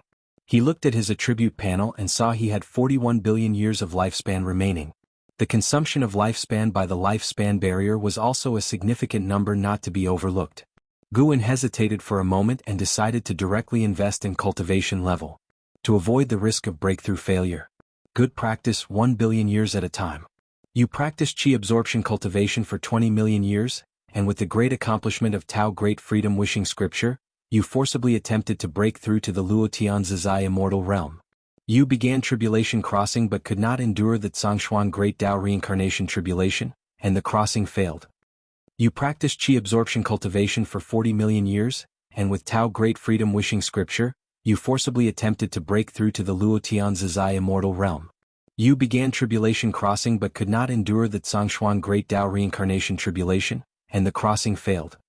20 million years for one tribulation crossing? Good grief. Guan was shocked. The last time he broke through, it was only 5 million years per tribulation crossing. Is Luo Tian Zizai immortal that tyrannical? And this was after Guan had already enhanced his physique and cultivation techniques. Fortunately, he had kept 41 billion years of lifespan, or else he truly might not have been confident in a successful breakthrough. Chapter 466. Breaking through to the late stage of the Luo Tian Freedom Immortal Realm 20 million years per tribulation crossing. That meant Guan's investment of 100 million years of lifespan could only sustain 5 tribulations. Almost without any suspense they ended in failure. He still had 4 billion years of lifespan left. Could he cross tribulation 200 times at most? This time he must reserve at least 500 million years for the lifespan barrier, to avoid any mishap. Guan took a deep breath and continued investing lifespan, still in increments of 100 million years each. Above him, the Tao spiritual energy surged like fog as if the sky was churning, oppressive and spectacular. Great figures flitted by, visible one moment and gone the next. Guwen didn't look up, focused on the investment of his lifespan. 100 million followed by another 100 million. Soon 10 billion years of lifespan disappeared, and Guwen's complexion turned grim. Continue. Still in units of 100 million years, he kept investing. Guwen's mood was relatively steady. As long as he could break through successfully, what did it matter if he only had 100 years of lifespan left? He could quickly accumulate lifespan. In the end, another 10 billion years were spent. Guwen, seeing that he only had 21 billion years of lifespan left, felt some trepidation. Was he constantly reincarnating during the 20 million years following a failed Sangshuantao tribulation crossing? Engrossed in his chaotic thoughts, Guwen continued to invest 100 million years of lifespan. 100 million followed by another 100 million years. Guwen's lifespan quickly dwindled to 11 billion years. He decided that if he still hadn't achieved breakthrough success by 500 million years, he would give up trying to break through. Having thought this, he once again invested 100 million years. The prompt length changed. You have practiced chi absorption cultivation for 60 million years. You forcefully attempted to break into the early Luotian freedom immortal realm with the help of the Tao Great Freedom Wishing Scripture, beginning your tribulation. You endured the Sangshuan Tao reincarnation tribulation and successfully crossed the tribulation, your cultivation level breaking through to the early Luotian freedom immortal realm. You have practiced chi absorption cultivation for 100 million years, your cultivation level has improved. 10 billion years of lifespan remaining, continue to ascend. Guwen invested another 200 million plus years of lifespan, finally advancing his cultivation level to the middle stage of the Luotian freedom immortal realm. He suddenly felt uneasy, fearing that this time he might be unable to reach the perfect realm in one go. No matter, it would be good enough to reach the late stage. The middle stage didn't sound strong enough. Eventually, Guwen invested over 300 million years of lifespan and successfully reached the late stage of the Luotian freedom immortal realm. He had a bit over 480 million years of lifespan remaining, and the lifespan barrier had already started extracting Tao spiritual energy. The disturbance this time would surpass all before. Guwen only hoped not to alarm the heavenly spirit god. He didn't want to encounter the heavenly spirit god at this moment. He felt that even the true form of the silent annihilation divine emperor was not as strong as the heavenly spirit god otherwise. The silent annihilation divine emperor in his true form would have sought him out for trouble long before. Without absolute confidence, Guwen wouldn't recklessly clash with the heavenly spirit god. Even if the cosmos where the great heavenly spirit land was located was a prison, as long as he could continue seizing lifespan, even if he always stayed within the great heavenly spirit land, he wouldn't find it dull. Guwen watched the lifespan barrier, ensuring the speed of lifespan consumption wouldn't threaten his life. After which, he relaxed and started to carefully sense the fortunes of his own body. From Shenyuan to Luotian, there must be extraordinary aspects. As Guwen began his attempt to break into the realm of the Luotian freedom immortal, Tao spiritual energy was extracted from various places across the universe, with no traceable origin. Around the bounds of the great heavenly spirit land, the void churned up a Tao storm, howling ceaselessly and terrifying, causing those strong presences atop the heavenly Tao light layer to become incredibly nervous. The disturbances in the universe grew larger and larger, and while there wasn't the terrifying pressure of the silent annihilation divine emperor, the abnormalities in the universe's laws and spiritual energy were more unsettling, leading people to worry whether the universe was on the verge of collapse. Some speculated that it was the immense strength of Sword Venerable Fudao and that mysterious being that made the universe unable to withstand. However, no one dared to blame Sword Venerable Fudao, for without him, that mysterious being would have the power to annihilate the great heavenly spirit land. Time continued to elapse. While all beings were restless and uneasy, Guwen was immersed in the fortunes of his being. Within the great heaven and earth, mortal spirits were unaware of the disturbances beyond the sky. With the retreat of the heavenly demons, a sense of renewal and jubilation spread across the land. Those mortal spirits who survived the great calamity expressed their gratitude toward Sword Venerable Fudao, and some had even begun preparations to erect monuments in his honor. Within the third Medicine Valley, Ju Luo Sword Monarch sat meditating atop a cliff, gazing up at the sky with a deeply furrowed brow. The location was very close to 10,000 Sword Mountain, and he had intended to meditate and gain enlightenment there. However, the increasingly frequent disturbances from beyond the sky made it impossible for him to calm his mind. What will happen next? Ju Luo Sword Monarch wondered with confusion. Even beings like the Annihilation God Emperor had been destroyed, and he had thought there would be a period of calm. Unexpectedly, new changes had arisen so soon. He couldn't help but feel that the great heavenly spirit land was a place of constant disaster and turmoil. On second thought, he found it normal, considering it was the great heavenly spirit land, the center of the universe. Although it might not be the strongest land, its past made it clear that it would never be ordinary. After the battle had ended the day before, many people had arrived at the third Medicine Valley, all wishing to visit Sword Venerable Fudao. LV Badian had specifically ordered the cultivators from the LV and G families to guard the surroundings of Medicine Valley to prevent Guan from being disturbed. Yilan and Jin Qin, who had come to visit, were also stopped. "Sword Venerable Fudao is my master, how dare you block my way?" Jin Qin exclaimed with wide eyes, annoyed. The middle-aged cultivator who had stopped her paled, saying solemnly, "Do not spout nonsense." After speaking, he instinctively glanced around, clearly wary of something. At that moment, a figure clad in tight black clothes and wearing a theatrical mask appeared out of thin air. Upon seeing him, the expression of the middle-aged cultivator became even more unnatural. Immediately afterward, as if hearing something, the middle-aged cultivator bowed to Yilan and Jin Qin, saying, "My apologies, I was blind to the truth. I am simply following orders. Please come in." Jin Qin gave a glance at the figure in black and couldn't help but pout before pulling Yilan into the third Medicine Valley. The figure in black vanished from the spot, and the nearby LV family cultivators crowded around the middle-aged cultivator, curious to know if the two women indeed were the disciples of Sword Venerable Fudao. The middle-aged cultivator took a deep breath and nodded slowly. This caused the others to turn and observe the retreating figures of Yilan and Jin Qin, memorizing their faces so as not to act inappropriately if they met them again. After entering Medicine Valley, Yilan realized there were more people than the last time she visited, and many of them had cultivation levels she couldn't fathom. "Junior aunt, senior sister, you're here?" An XN walked quickly toward them, greeting them warmly. Seeing Yilan, both ladies also smiled. Jin Qin went up to join her, linking arms with an XN, and the two women immediately began chattering away. After a while, seizing a moment, Yilan asked, "Isn't senior brother here?" An XN nodded and said, "He left early this morning, but he always returns quickly after leaving. Shall I show you where to stay first?" Yilan had no objections. Now that she knew Guan was Sword Venerable Fudao, she was even less worried that he would be away for long. The three women walked toward a cluster of attics, and Yilan suddenly asked, "An XN, did you know about your true identity a long time ago?" Jin Qin followed suit, turning her gaze to an XN. An XN let out a bitter smile. "How could I? I only found out yesterday as well." Upon hearing this, Yilan's face broke into a smile, and Jin Qin followed, complaining about how well their master had kept the secret from her.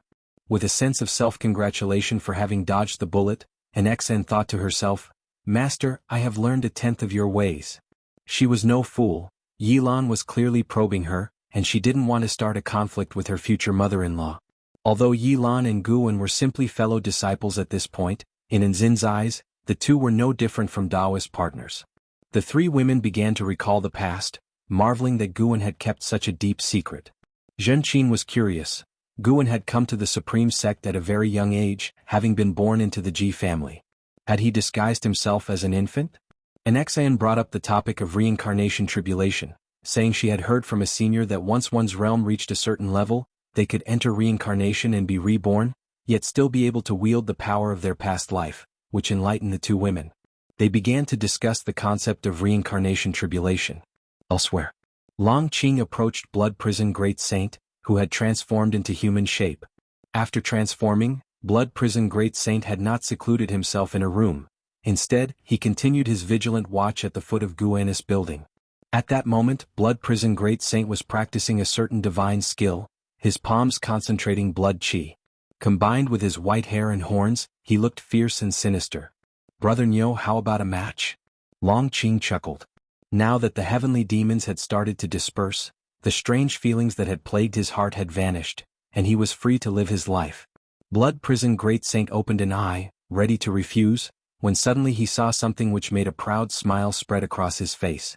"You want to challenge me? You might as well challenge your senior brother first." "My senior brother?" Long Qing was surprised and instinctively turned, following Blood Prison Great Saint's gaze toward the entrance of Medicine Valley. There he saw a figure approaching, a handsome man dressed in silver chainmail and a white robe, whose sharp aura could not be concealed. Chapter 467. Luo Tian representing heaven. Yang Jian walked along the mountain path of the third Medicine Valley, looking at the bustling Medicine Valley, his heart filled with emotion. Years had passed and truly things were no longer the same. After walking a distance, Yang Jian didn't come across anyone familiar. He did not use his divine sense. Returning to this place, he didn't want to be too intrusive. Yang Jian, senior brother? A voice filled with surprise reached his ears, prompting Yang Jian to turn and look. He saw a female cultivator approaching, her features pleasing and appearing to be in her 30s. Her eyes shone with surprise as she looked at him, even mixed with tears. Yang Jian looked at her, finding her somewhat familiar, yet he couldn't recall who she actually was. Countless years are so long, to say nothing of his journey into the reincarnation vortex, experiencing many lives. In his eyes, the time that had passed was far more than just a few hundred years. Yang Jian watched the female cultivator come before him, her joyous eyes making him feel compassion. After some thought he asked, "Are you well?" The fact that she could call out his name meant she certainly knew him. Unable to explain the intricacies of reincarnation, it wasn't kind to say he had forgotten her. The female cultivator became even more excited, starting to recount her life after Yang Jian had left. From her words, Yang Jian learned her identity and the changes in the Third Medicine Valley and the whole world after his departure. When he learned about Guan's cultivation being revealed, he wasn't surprised as he had already heard about the recent events on his way here. This return also involved the arrangement of the Holy Court. He was originally back to join the war effort, but now he was sent to find Guan, and it was the Holy Minister who personally brought him here. At that moment, the Holy Minister was in the outer gate city, feeling the sword intent on the heavenly repair platform. So many years had passed, not many people in the Third Medicine Valley knew of Yang Jian, but his name had always been circulated. The female cultivator was no longer a disciple of the Medicine Valley.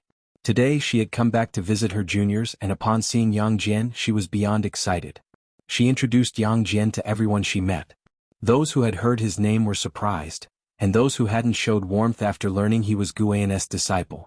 This eased Yang Jian's nervousness significantly. Carrying the mission of the Holy Court made him feel uncomfortable, but the Holy Minister had not required him to do anything outrageous, just to ask Guan for his opinions on the future of the world. Meanwhile, another person had arrived. Zhang Xianwang from the Immortal Dynasty. He had initially represented the Immortal Dynasty to win over the sword Venerable Fudao and had met Guan during this process. Many years had gone by, and he had almost forgotten Guan until the Yangxian Emperor summoned him and said that Guan was indeed the sword Venerable Fudao, even personally bringing him to the Third Medicine Valley. It wasn't until he stepped into the Third Medicine Valley that he, too, was stupefied. The vague memory of Guan became clear in his mind. When he recalled their past interactions, he found mysteries at every turn. Guan's sunny smile seemed loaded with deeper meaning, leaving him feeling uneasy, unsure of how to face Guan. His steps slowed. Suddenly he was afraid to confront Guan. What would he say to the one who had salvaged the entire great heavenly spirit land? What could he say? Zhang Xianwang was in turmoil, almost in a daze. Nobody greeted him along the way. It wasn't that the people of the Third Medicine Valley had become arrogant, but they had just experienced a huge battle the day before. Everyone was still excited and emotional, which couldn't settle down, plus Yang Jian was attracting a lot of attention. Suddenly, slap. A hand landed on Zhang Xianwang's shoulder, frightening the carefree primordial immortal so much that his 3 souls and 7 spirits nearly flew out. He instinctively turned around and then, as if struck by lightning, he froze. "Brother Zhang, it's been a long time," Guan said with a smile on his face. He had just made a breakthrough and was in a good mood. He was now in the later stages of the Luotian Freedom Immortal Realm. He still had over 31 million years of life left. How could he not be happy? Beneath the happiness he also felt some emotion. Just breaking through in cultivation level cost him 450 million years of his lifespan. The next time he broke through a great realm, he would need to prepare 10 billion years of life and could unlock new abilities. As Guan pondered these thoughts he asked with a smile, "Brother Zhang, what's wrong? Don't remember me?" He could see through Zhang Xianwang's purpose at a glance, and he could see all of the carefree primordial immortal's fate, even hearing Zhang Xianwang's inner voice. This was the power of a Luotian free immortal, able to merge into the heaven and earth rules, integrating will with heaven and earth, and thus knowing everything within heaven and earth. In a sense, Guan could become the sky of the great heavenly spirit land. Zhang Xianwang came back to his senses, answering in a fluster, "How could I forget you? No, forget you, huh? What's the matter? Don't consider me a friend. What's all this you? I don't like to hear it," Guan said with a stern eye. He wasn't pretending on purpose, had always had a good impression of Zhang Xianwang. When they first met, Zhang Xianwang didn't know his cultivation realm. For the carefree primordial immortal to be so high above and still be friendly with cultivators from the mortal realm proved that Zhang Xianwang wasn't as arrogant as most in the immortal path. Even now, as the Luotian Zizai immortal, Guan still liked the life of ordinary people. He didn't want to become an aloof and indifferent god. He wanted to continue being human. Of course, these were his current thoughts. He couldn't say if they would change in the future, but he hoped to live his life freely. Zhang Xianwang suddenly didn't know how to respond. Guan grabbed his arm and started pulling him towards his attic. Zhang Xianwang dared not resist, but he was very pleasantly surprised. Guan's attitude relieved much of his pressure. He looked at Guan's profile and thought him truly remarkable. Possessing cultivation far exceeding that of His Majesty, yet he could lower his stature to befriend and discuss the Tao with those of lower realms. It seemed to Zhang Xianwang that what Guan said to that mysterious being was true. He really possessed a heart that understood all beings. Suddenly, Medicine Valley erupted in thunderous cheers, for someone had spotted Guan's return. The disciples surged towards him like a tide. Quite presumptuous. That's what Zhang Xianwang thought. He guessed Guan would scold the disciples for their lack of manners. However, what happened next astounded him. Guan didn't scold them. Instead, he greeted them with a smile. As they were surrounded by the disciples, he greeted each one, answering their inquiries. Looking at the smile on Guan's face, Zhang Xianwang felt he was just a common man, yet there was something about him that was admirable. True strength wasn't about domination, it was the ability to embrace everything. Zhang Xianwang suddenly felt this trip hadn't been a waste. Although he hadn't yet ascertained Guan's views on the world, he had already gained something. He had never been an arrogant person. It was the honor of the immortal dynasty that compelled him, often forcing him to adopt a haughty attitude. Master. Yang Jian squeezed through the crowd, looking at Guan with excitement. Guan smiled and said, "Jianer, it's been a long time. Come to my house and let's talk." Upon hearing this, Yang Jian was even happier, as all his worries melted away. So Guan, along with Zhang Xianwang and Yang Jian, moved forward, greeting the disciples and friends along the way. Not only Zhang Xianwang was moved by Guan's style, Zhu Luo Sword Monarch was too. He couldn't understand why Guan got along so well with these mortals, nor could he comprehend why these mortals lacked a sense of awe towards Guan. Master. Zhen Qin's voice suddenly came from behind the crowd. Guan, surrounded by all like the moon by stars, smiled at her and Yilan, then pointed to his attic and said, "Let's talk in my house." Yilan looked at Guan like this, her face brimming with a smile. The senior brother was still the same senior brother. No matter how powerful, he was always so kind. It took a while before the five of them got back to the house. Guan had them sit down and then asked Zhen Qin to pour tea. Although Zhen Qin had long left Medicine Valley, she was not angry but happy to be given a task by Guan. The master still considered her one of his own. Guan first made small talk with Zhang Xianwang, while also introducing Yilan and Yang Jian to him. Upon learning that this person came from the immortal dynasty, Yilan was surprised but quickly accepted it. Who in the whole world wouldn't want to make acquaintance with her senior brother now? But when Yilan learned that Yang Jian was actually the reincarnation of a holy king of the holy dynasty, she was a bit astonished. At the same time, she became more convinced that Guan was the reincarnation of a great power. Her childhood memories were not false. Zhang Xianwang, however, was not surprised. He could sense the chief fortune of the holy court on Yang Jian and even the aura of an old acquaintance. Had he already left? Zhang Xianwang thought of Heaven Sect with a touch of regret. But he had already been tempered by the years and would not be saddened by this. "I am aware of your purpose," Guan suddenly said, his smile gone from his face. In that moment, Zhang Xianwang and Yang Jian felt immense pressure. It was as if they were facing the heavenly Tao. Chapter 468. Facing the heavenly Tao. Guan finished speaking, and his gaze began to sweep over Yang Jian and Zhang Xianwang, causing the atmosphere in the room to drop to a freezing point. Just having taken a seat, Zhen Qin was also stunned silent, not daring to breathe too loudly. Now she truly believed that her master was Sword Venerable Fu Dao. This aura was too terrifying. It was also the first time Yang Jian had felt his master display such an aura, and even though he had regained his memories from his previous life and possessed a wealth of experiences, he still felt a chill in the face of Guan's aura, feeling as though even the mana in his body had solidified. The nervousness that Zhang Xianwang had felt earlier surged back, and his entire body stiffened. Yilan, on the other hand, wasn't nervous. She felt in the depths of her heart that Guan would never hurt her. Taoist friend from before, you speak. Facing the pressure from Guan, Zhang Xianwang gritted his teeth and asked. Guan replied expressionlessly, I don't intervene in the conflicts of the great heaven and earth, but do not provoke me, and do not involve the mortal spirits. Immortals are different from mortals, not in terms of status, but because the gap in power requires a safe distance to be maintained. After hearing this, Yang Jian and Zhang Xianwang immediately nodded in agreement. Guan then revealed a smile, the terrifying pressure completely disappearing, leaving Yang Jian, Zhang Xianwang, and Zhen Qin somewhat in a daze. Alright, I've said what you wanted to ask, now we should talk about something cheerful. How have you all been these years, Jian? You go first. Guan looked towards Yang Jian with a smile and asked. Yang Jian came back to his senses and immediately began recounting his experiences. Even with Zhang Xianwang beside him, he did not hold back. Zhang Xianwang was very interested in his experiences. Yi Lan and Zhen Qin, upon hearing that Yang Jian had entered reincarnation, became interested. Unlike the three individuals from Medicine Valley, the two of them were at the mortal spirit realm. Even in their subsect where they held authority, they were still at the bottom of the immortal cultivation world and could not touch upon the matters of reincarnation. They had been to the mortal world to deliver wild ghosts to salvation, but they could not fathom how ghosts reincarnated. Guan also listened attentively, occasionally asking for details, and the atmosphere was very harmonious. Meanwhile, the anomalies outside outer heaven finally began to slow down, and the creatures of the silent destruction domain remained anxious.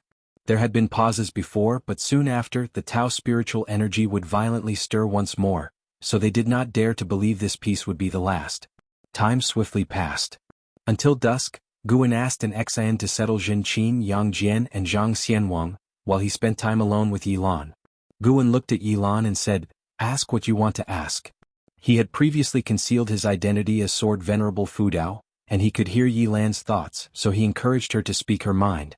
Indeed, Yi Lan had many questions, but seeing that Guan had kept her alone, willing to explain, her grievances melted away like mist before the sun. Who Guan was, did it really matter? What was important should be that Guan, no matter his identity, was protecting her. Furthermore, seeing the commotion outside, Yi Lan understood why the identity of Sword Venerable Fudao had to remain a secret. Yi Lan smiled brightly and said, How does it feel to be so admired? Guan heard her question and knew she bore no grudge. Her junior sister was always so understanding. Guan shook his head with a smile and said, It's all empty fame.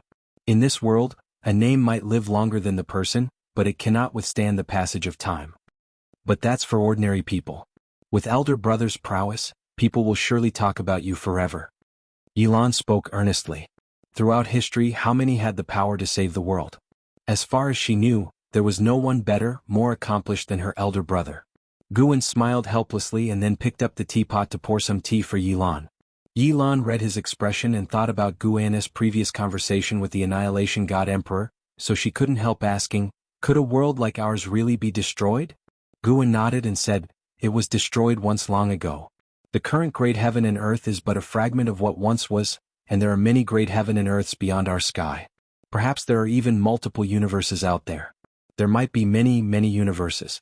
Even I feel very small in comparison. Hearing this, Yi Lan's imagination took flight and she exclaimed earnestly, There are people beyond our people and skies beyond our sky. I really want to see what lies beyond outer heaven, but alas, I am not qualified. Guan looked at her and said, If you wish to go, I can take you. Yi Lan was somewhat tempted, but she still shook her head and said, Let's not, I am afraid that seeing it will only make me more discontent. She then looked steadily at Guan and asked, Elder brother, is there truly a chance in reincarnation? Will the me in my next life still be me? She had become intrigued by reincarnation after hearing Yang Jian's experiences. Moreover, the primordial reincarnation skill could accumulate cultivation level across reincarnations. Previously she did not believe in it, but now she thought that perhaps embarking towards death was the beginning of innate reincarnation. Hearing her thoughts, Guan answered, Of course there is. The path of immortal cultivation is to explore the path of Tao, and reincarnation is also a form of Tao. If you can recover your memories in your next life, then you are still you. But even if memories are not recovered, you are still you. Your soul has not changed. Reincarnation might erase memories, but it can't alter your nature, nor can it change the deep-seated desires that burst forth from your heart. He had always felt that one's nature was determined by the heavens, that it's the experiences of life that suppress nature and shape principles, thereby forming a new person. Like in his previous life, he understood many truths, but he found it hard to control his own will and desires. Even now, though he was strong, many thoughts sprouted in his mind, thoughts that sometimes conflicted with his understanding of the path. Cultivation is about cultivating the heart, for by cultivating the heart, one can control their nature. Yilan revealed a smile and said, I also want to reincarnate, and I don't know whether in the next life my senior brother will still find me. Up to now, she no longer doubted Guan's abilities, she believed that to Guan reincarnation was just an ordinary matter. Guan raised an eyebrow and said, Of course he'll find you. He'll tie you to my side, trap you lifetime after lifetime. Are you afraid? That's great, I just fear you wouldn't want me anymore. Yilan pretended to be pitiful. Guan laughed and said, I'm just afraid the subconscious you will be rebellious. Don't treat me like an enemy then. Yilan looked steadily at Guan and said, That's impossible. Whether or not I have memories, as long as I see you, I will trust you completely. Even though I have never been through reincarnation, I firmly believe this. Guan and her locked eyes, listening to the voice of her heart, and the room fell quiet alongside them. Senior brother, what does it feel like to guard alone, to watch old acquaintances constantly reincarnate? Yilan continued to ask. She was certain that Guan had lived for countless years, she couldn't even tell if her past life was closely related to Guan, which is why he took such good care of her. Guan looked out the window and said, You see the leaves falling from that tree and new shoots growing, what do you feel? Yilan followed his gaze and looked outside the window, her thoughts drifting. Guan's Taoist intent enveloped her, helping her to comprehend the natural ways of heaven and earth. Both watched out the window, lost in thought. Before Guan's eyes, all the past resurfaced. When he had nothing else to do, he would recall the past, including his experiences on earth from his former life, remembering always where he came from, and for what he pursued immortal cultivation. As Guan's thoughts drifted, a breeze rose outside the window, stirring the old tree beside the attic. Just as he said, some leaves were blown away. That leaf seemed unwilling to hit the ground, fluttering and struggling in the wind, rising and falling with it. It flew across the scarlet sky, entering a blue sky dotted with white clouds, then gently landed in the palm of Guan's hand. This landing marked several centuries of time. Dressed in white, Guan stood in front of a tombstone, gazing at the leaf in his hand with deep eyes. Beside him, a hand reached out, trying to grab the leaf in his palm, but passed right through it. Is this what it feels like to be dead? It's quite strange. Yilan's soul stood next to Guan, excitedly speaking. Guan glanced at her, helplessly saying, You're about to reincarnate and still you're this happy? Yilan said proudly, Naturally I'm happy, I get to start my life over, and I have no regrets from these 400 years. 420 years had passed since Guan broke through to the Luotian Freedom Immortal Realm. Since their talk 400 years ago, Yilan had been eager to reincarnate early, feeling she had no hope for pursuing the Tao in this life. But Guan had her weight, and during these 420 years she resigned from her position as an elder of a subsect and stayed in the Third Medicine Valley, receiving Guan's guidance and cultivation. In Guan's words, accumulating an understanding of the heaven and earth rules before reincarnation would make cultivation easier in the next life. Hearing her words, a smile appeared on Guan's face. He tossed the leaf from his hand and raised his hand to touch Yilan's face. Yilan did not dodge, but when Guan's hand touched her cheek, she couldn't help but widen her eyes in astonishment, then she understood. Her senior brother was so powerful, crossing the barrier between yin and yang was not difficult. Guan touched her face, thinking of the girl that always clung to him in the past. Unbeknownst to him, she had accompanied him for more than 1,500 years. Guan said with a smile, Are you ready? Yilan nodded and took a deep breath. Guan withdrew his hand, then waved his sleeve, and an irresistible force swept up Yilan's soul, sending her flying toward the sky. Yilan watched Guan on the ground getting further and further away, her excitement fading, replaced by a fear of the unknown. What if in the next life, senior brother couldn't find her, or forgot about her? Her heart ached, only then realizing that no matter how open-minded or well-prepared one was, experiencing life and death personally was completely different. Don't worry, even if this world perishes, I will still be here. As long as I am, even if the seas dry and stones decay, as long as you are willing to stay by my side, I will come find you. Guan's gentle voice entered Yilan's ears, immediately settling her heart. Yes, if senior brother wanted to abandon her, he could have long ago. What point would there be in deceiving her? She opened her mouth, wanting to talk to Guan, but found herself unable to make any sound. Guan, seeing Yi Lan in the sky, could hear her heart's voice. He didn't continue the conversation. His gaze shifted toward the outer heaven. That layer of light symbolized the power of heaven. He was curious if reincarnation had anything to do with heavenly Tao, who sat high above, decreeing the destinies for all things. He thought of the group of immortals he would eventually face. Perhaps the power behind heavenly Tao was such extraordinary immortals in control of everything. One day he would confront these beings, face heavenly Tao. Chapter 469 Perfect Realm. Sword Tao. Saint Ancestor Guan watched Yi Lan drift into the reincarnation vortex. His divine thought did not retract but instead followed all the way into the vortex, and only after Yi Lan was drawn into the great Tao by the reincarnation rules did he pull back his divine thought. He stood still, continuing to gaze at Yi Lan's steel. For a long while. An Xen came to his side and asked, "Master, are you all right?" Guan turned around, stretched lazily and smiled. "I was just thinking about the past. Let's go, it's time to return to the valley." An Xen nodded, accompanying him toward the valley. "Master, I have already arranged for everything. In the future there will be female disciples guarding Uncle Master's steel daily. You are thoughtful, make sure she is not mistreated."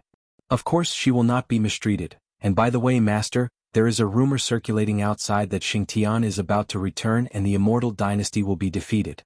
Is it true?" An Xian changed the topic, fearing that Guan would be saddened. Listening to her heartfelt words, Guan wanted to laugh. After all, it wasn't his first time dealing with separation and death, so how could he be sad? Moreover, he and Yi Lan were bound to meet sooner or later.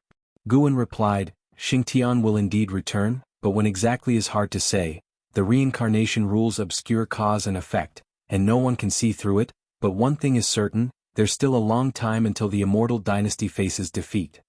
420 years had passed, and there were no heavenly demons causing chaos in the mortal world. The Sky Demon Great Sect no longer existed, but the Xinyu Divine Dynasty was still around. However, the Xinyu Divine Dynasty had now submitted to the Immortal Dynasty, and the world had once again formed a situation where the Holy Court rivaled the Immortal Dynasty. During these years, Sword Venerable Fudao had not taken action again, and Guan's life was very peaceful, either teaching the disciples around him Taoist sorcery, or picking flowers and herbs. Now he was at the peak of his Luotian Freedom Immortal Realm cultivation level. From advanced stage to perfection, he had spent nearly 5 billion years of his lifespan. His remaining lifespan was 37 billion years, and he was preparing to strive for a lifespan of 100 billion years. A long time until defeat? Does that not mean they are destined to lose? Should I warn my senior brother? An Xian hesitated. And Hao was serving the Immortal Dynasty, very gloriously, and from time to time his sensational achievements would spread back to the Supreme Sect. Guan replied, "He understands that, rather than being concerned about him, you should think about your own cultivation. It's time for you to advance to the Nirvana realm." Originally, Enzin's maximum lifespan had not been high, just like Yi Lan and Zhen Qin, rather ordinary, but as her realm continuously improved, cultivating the same primordial reincarnation skill, the extreme lifespan brought about by her released cultivation level was increasing. Guan could not see through her talent either, but she was indeed improving. As long as she stepped into the Nirvana realm, she could break through her limits and not be suppressed by extreme lifespan for a long time. Now thinking about it, when Hao and Enzin's hometown was attacked by demons, and only the two of them survived, perhaps it wasn't just Hao's strong chi fortune. Enzin's chi fortune was also not simple, it's just that she had not revealed her talent as quickly as Hao. I have already been trying hard, but increasing cultivation in Mahayana realm, from the 8th to the 9th floor, is very difficult. Give me some more time. An Xian shook Guan's arm coquettishly. Guan just tapped her lightly and did not scold her. "Keep up your current endeavor, perhaps you really could surpass Hauer and Jenner." Guan whispered softly, laughing, which immediately excited an Xian. With the master saying this, she really held hope of surpassing them.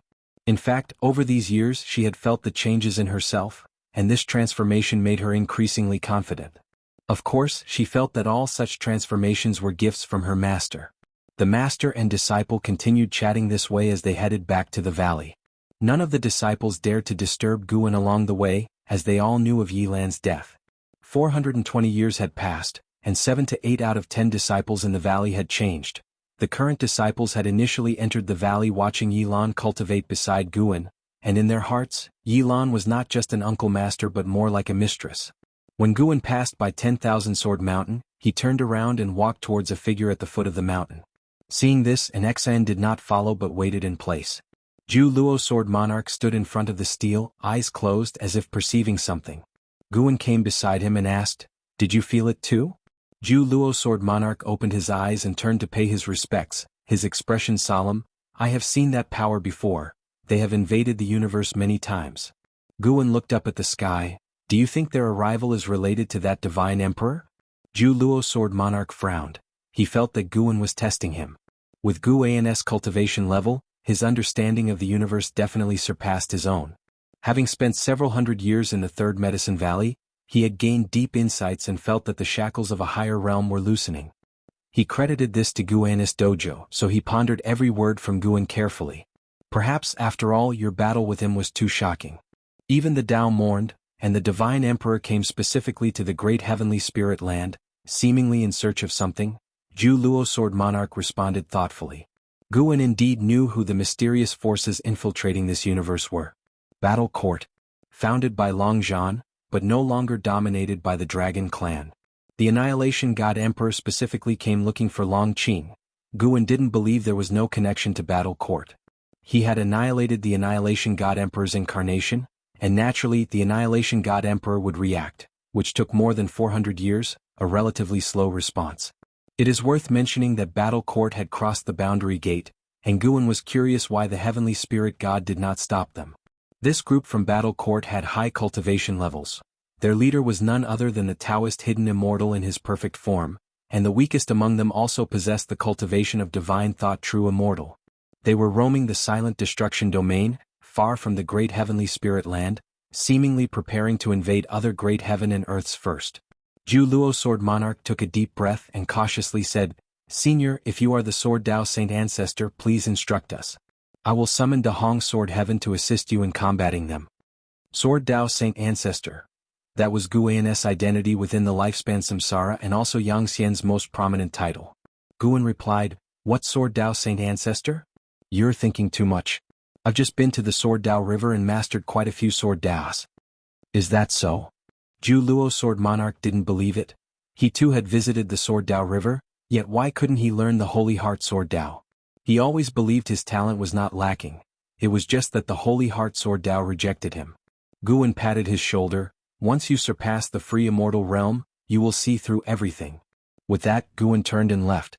Ju Luo Sword Monarch had stayed in the Third Medicine Valley for many years, occasionally mentoring disciples. He had helped produce numerous Sword Dao geniuses for the Third Medicine Valley, and it was for this reason that Guan was willing to mentor him. He had already experienced the reincarnation tribulation and reached the 9th layer of the free immortal realm, just one step away from a breakthrough. Every time he saw Ju Luo Sword Monarch, Guan would be reminded of Yang Pingan. That kid was equally arrogant, even daring to challenge his master. Guan felt that Yang Pingan was still alive. After reaching the Luotian Freedom Immortal Realm, his causality deduction abilities transformed, allowing him to glimpse the chi fortune of Da Hong Sword Heaven through Ju Luo Sword Monarchs. In that vast chi fortune, a figure was meditating in the deepest part, his Dao level unfathomable. Guan couldn't directly determine that person's cultivation level, but from the figure he felt it was very likely Yang Pingan. Ju Luo Sword Monarch paid his respects to Guan's departing figure, pondering thoughtfully. He always felt that Guan didn't take the battle court seriously. He wanted to express how terrible the battle court was, but then he thought again he had no idea how strong Guan actually was. The mighty Annihilation God Emperor was annihilated by him in one move. It was hard to say what would happen if battle court encountered him. Thinking that Guan might be the Sword Dao Saint Ancestor, he felt a fiery enthusiasm in his heart. No. The Saint Ancestor might not admit his identity, but he, as a junior, must act. Ju Luo Sword Monarch raised his hand, a burst of green light erupted, followed by a blossoming ethereal green lotus. Chapter 470. Devouring Heaven and Earth. After sending Yilan away, Guan's life still continued. Although his heart was filled with melancholy, he did not stop striving to become stronger.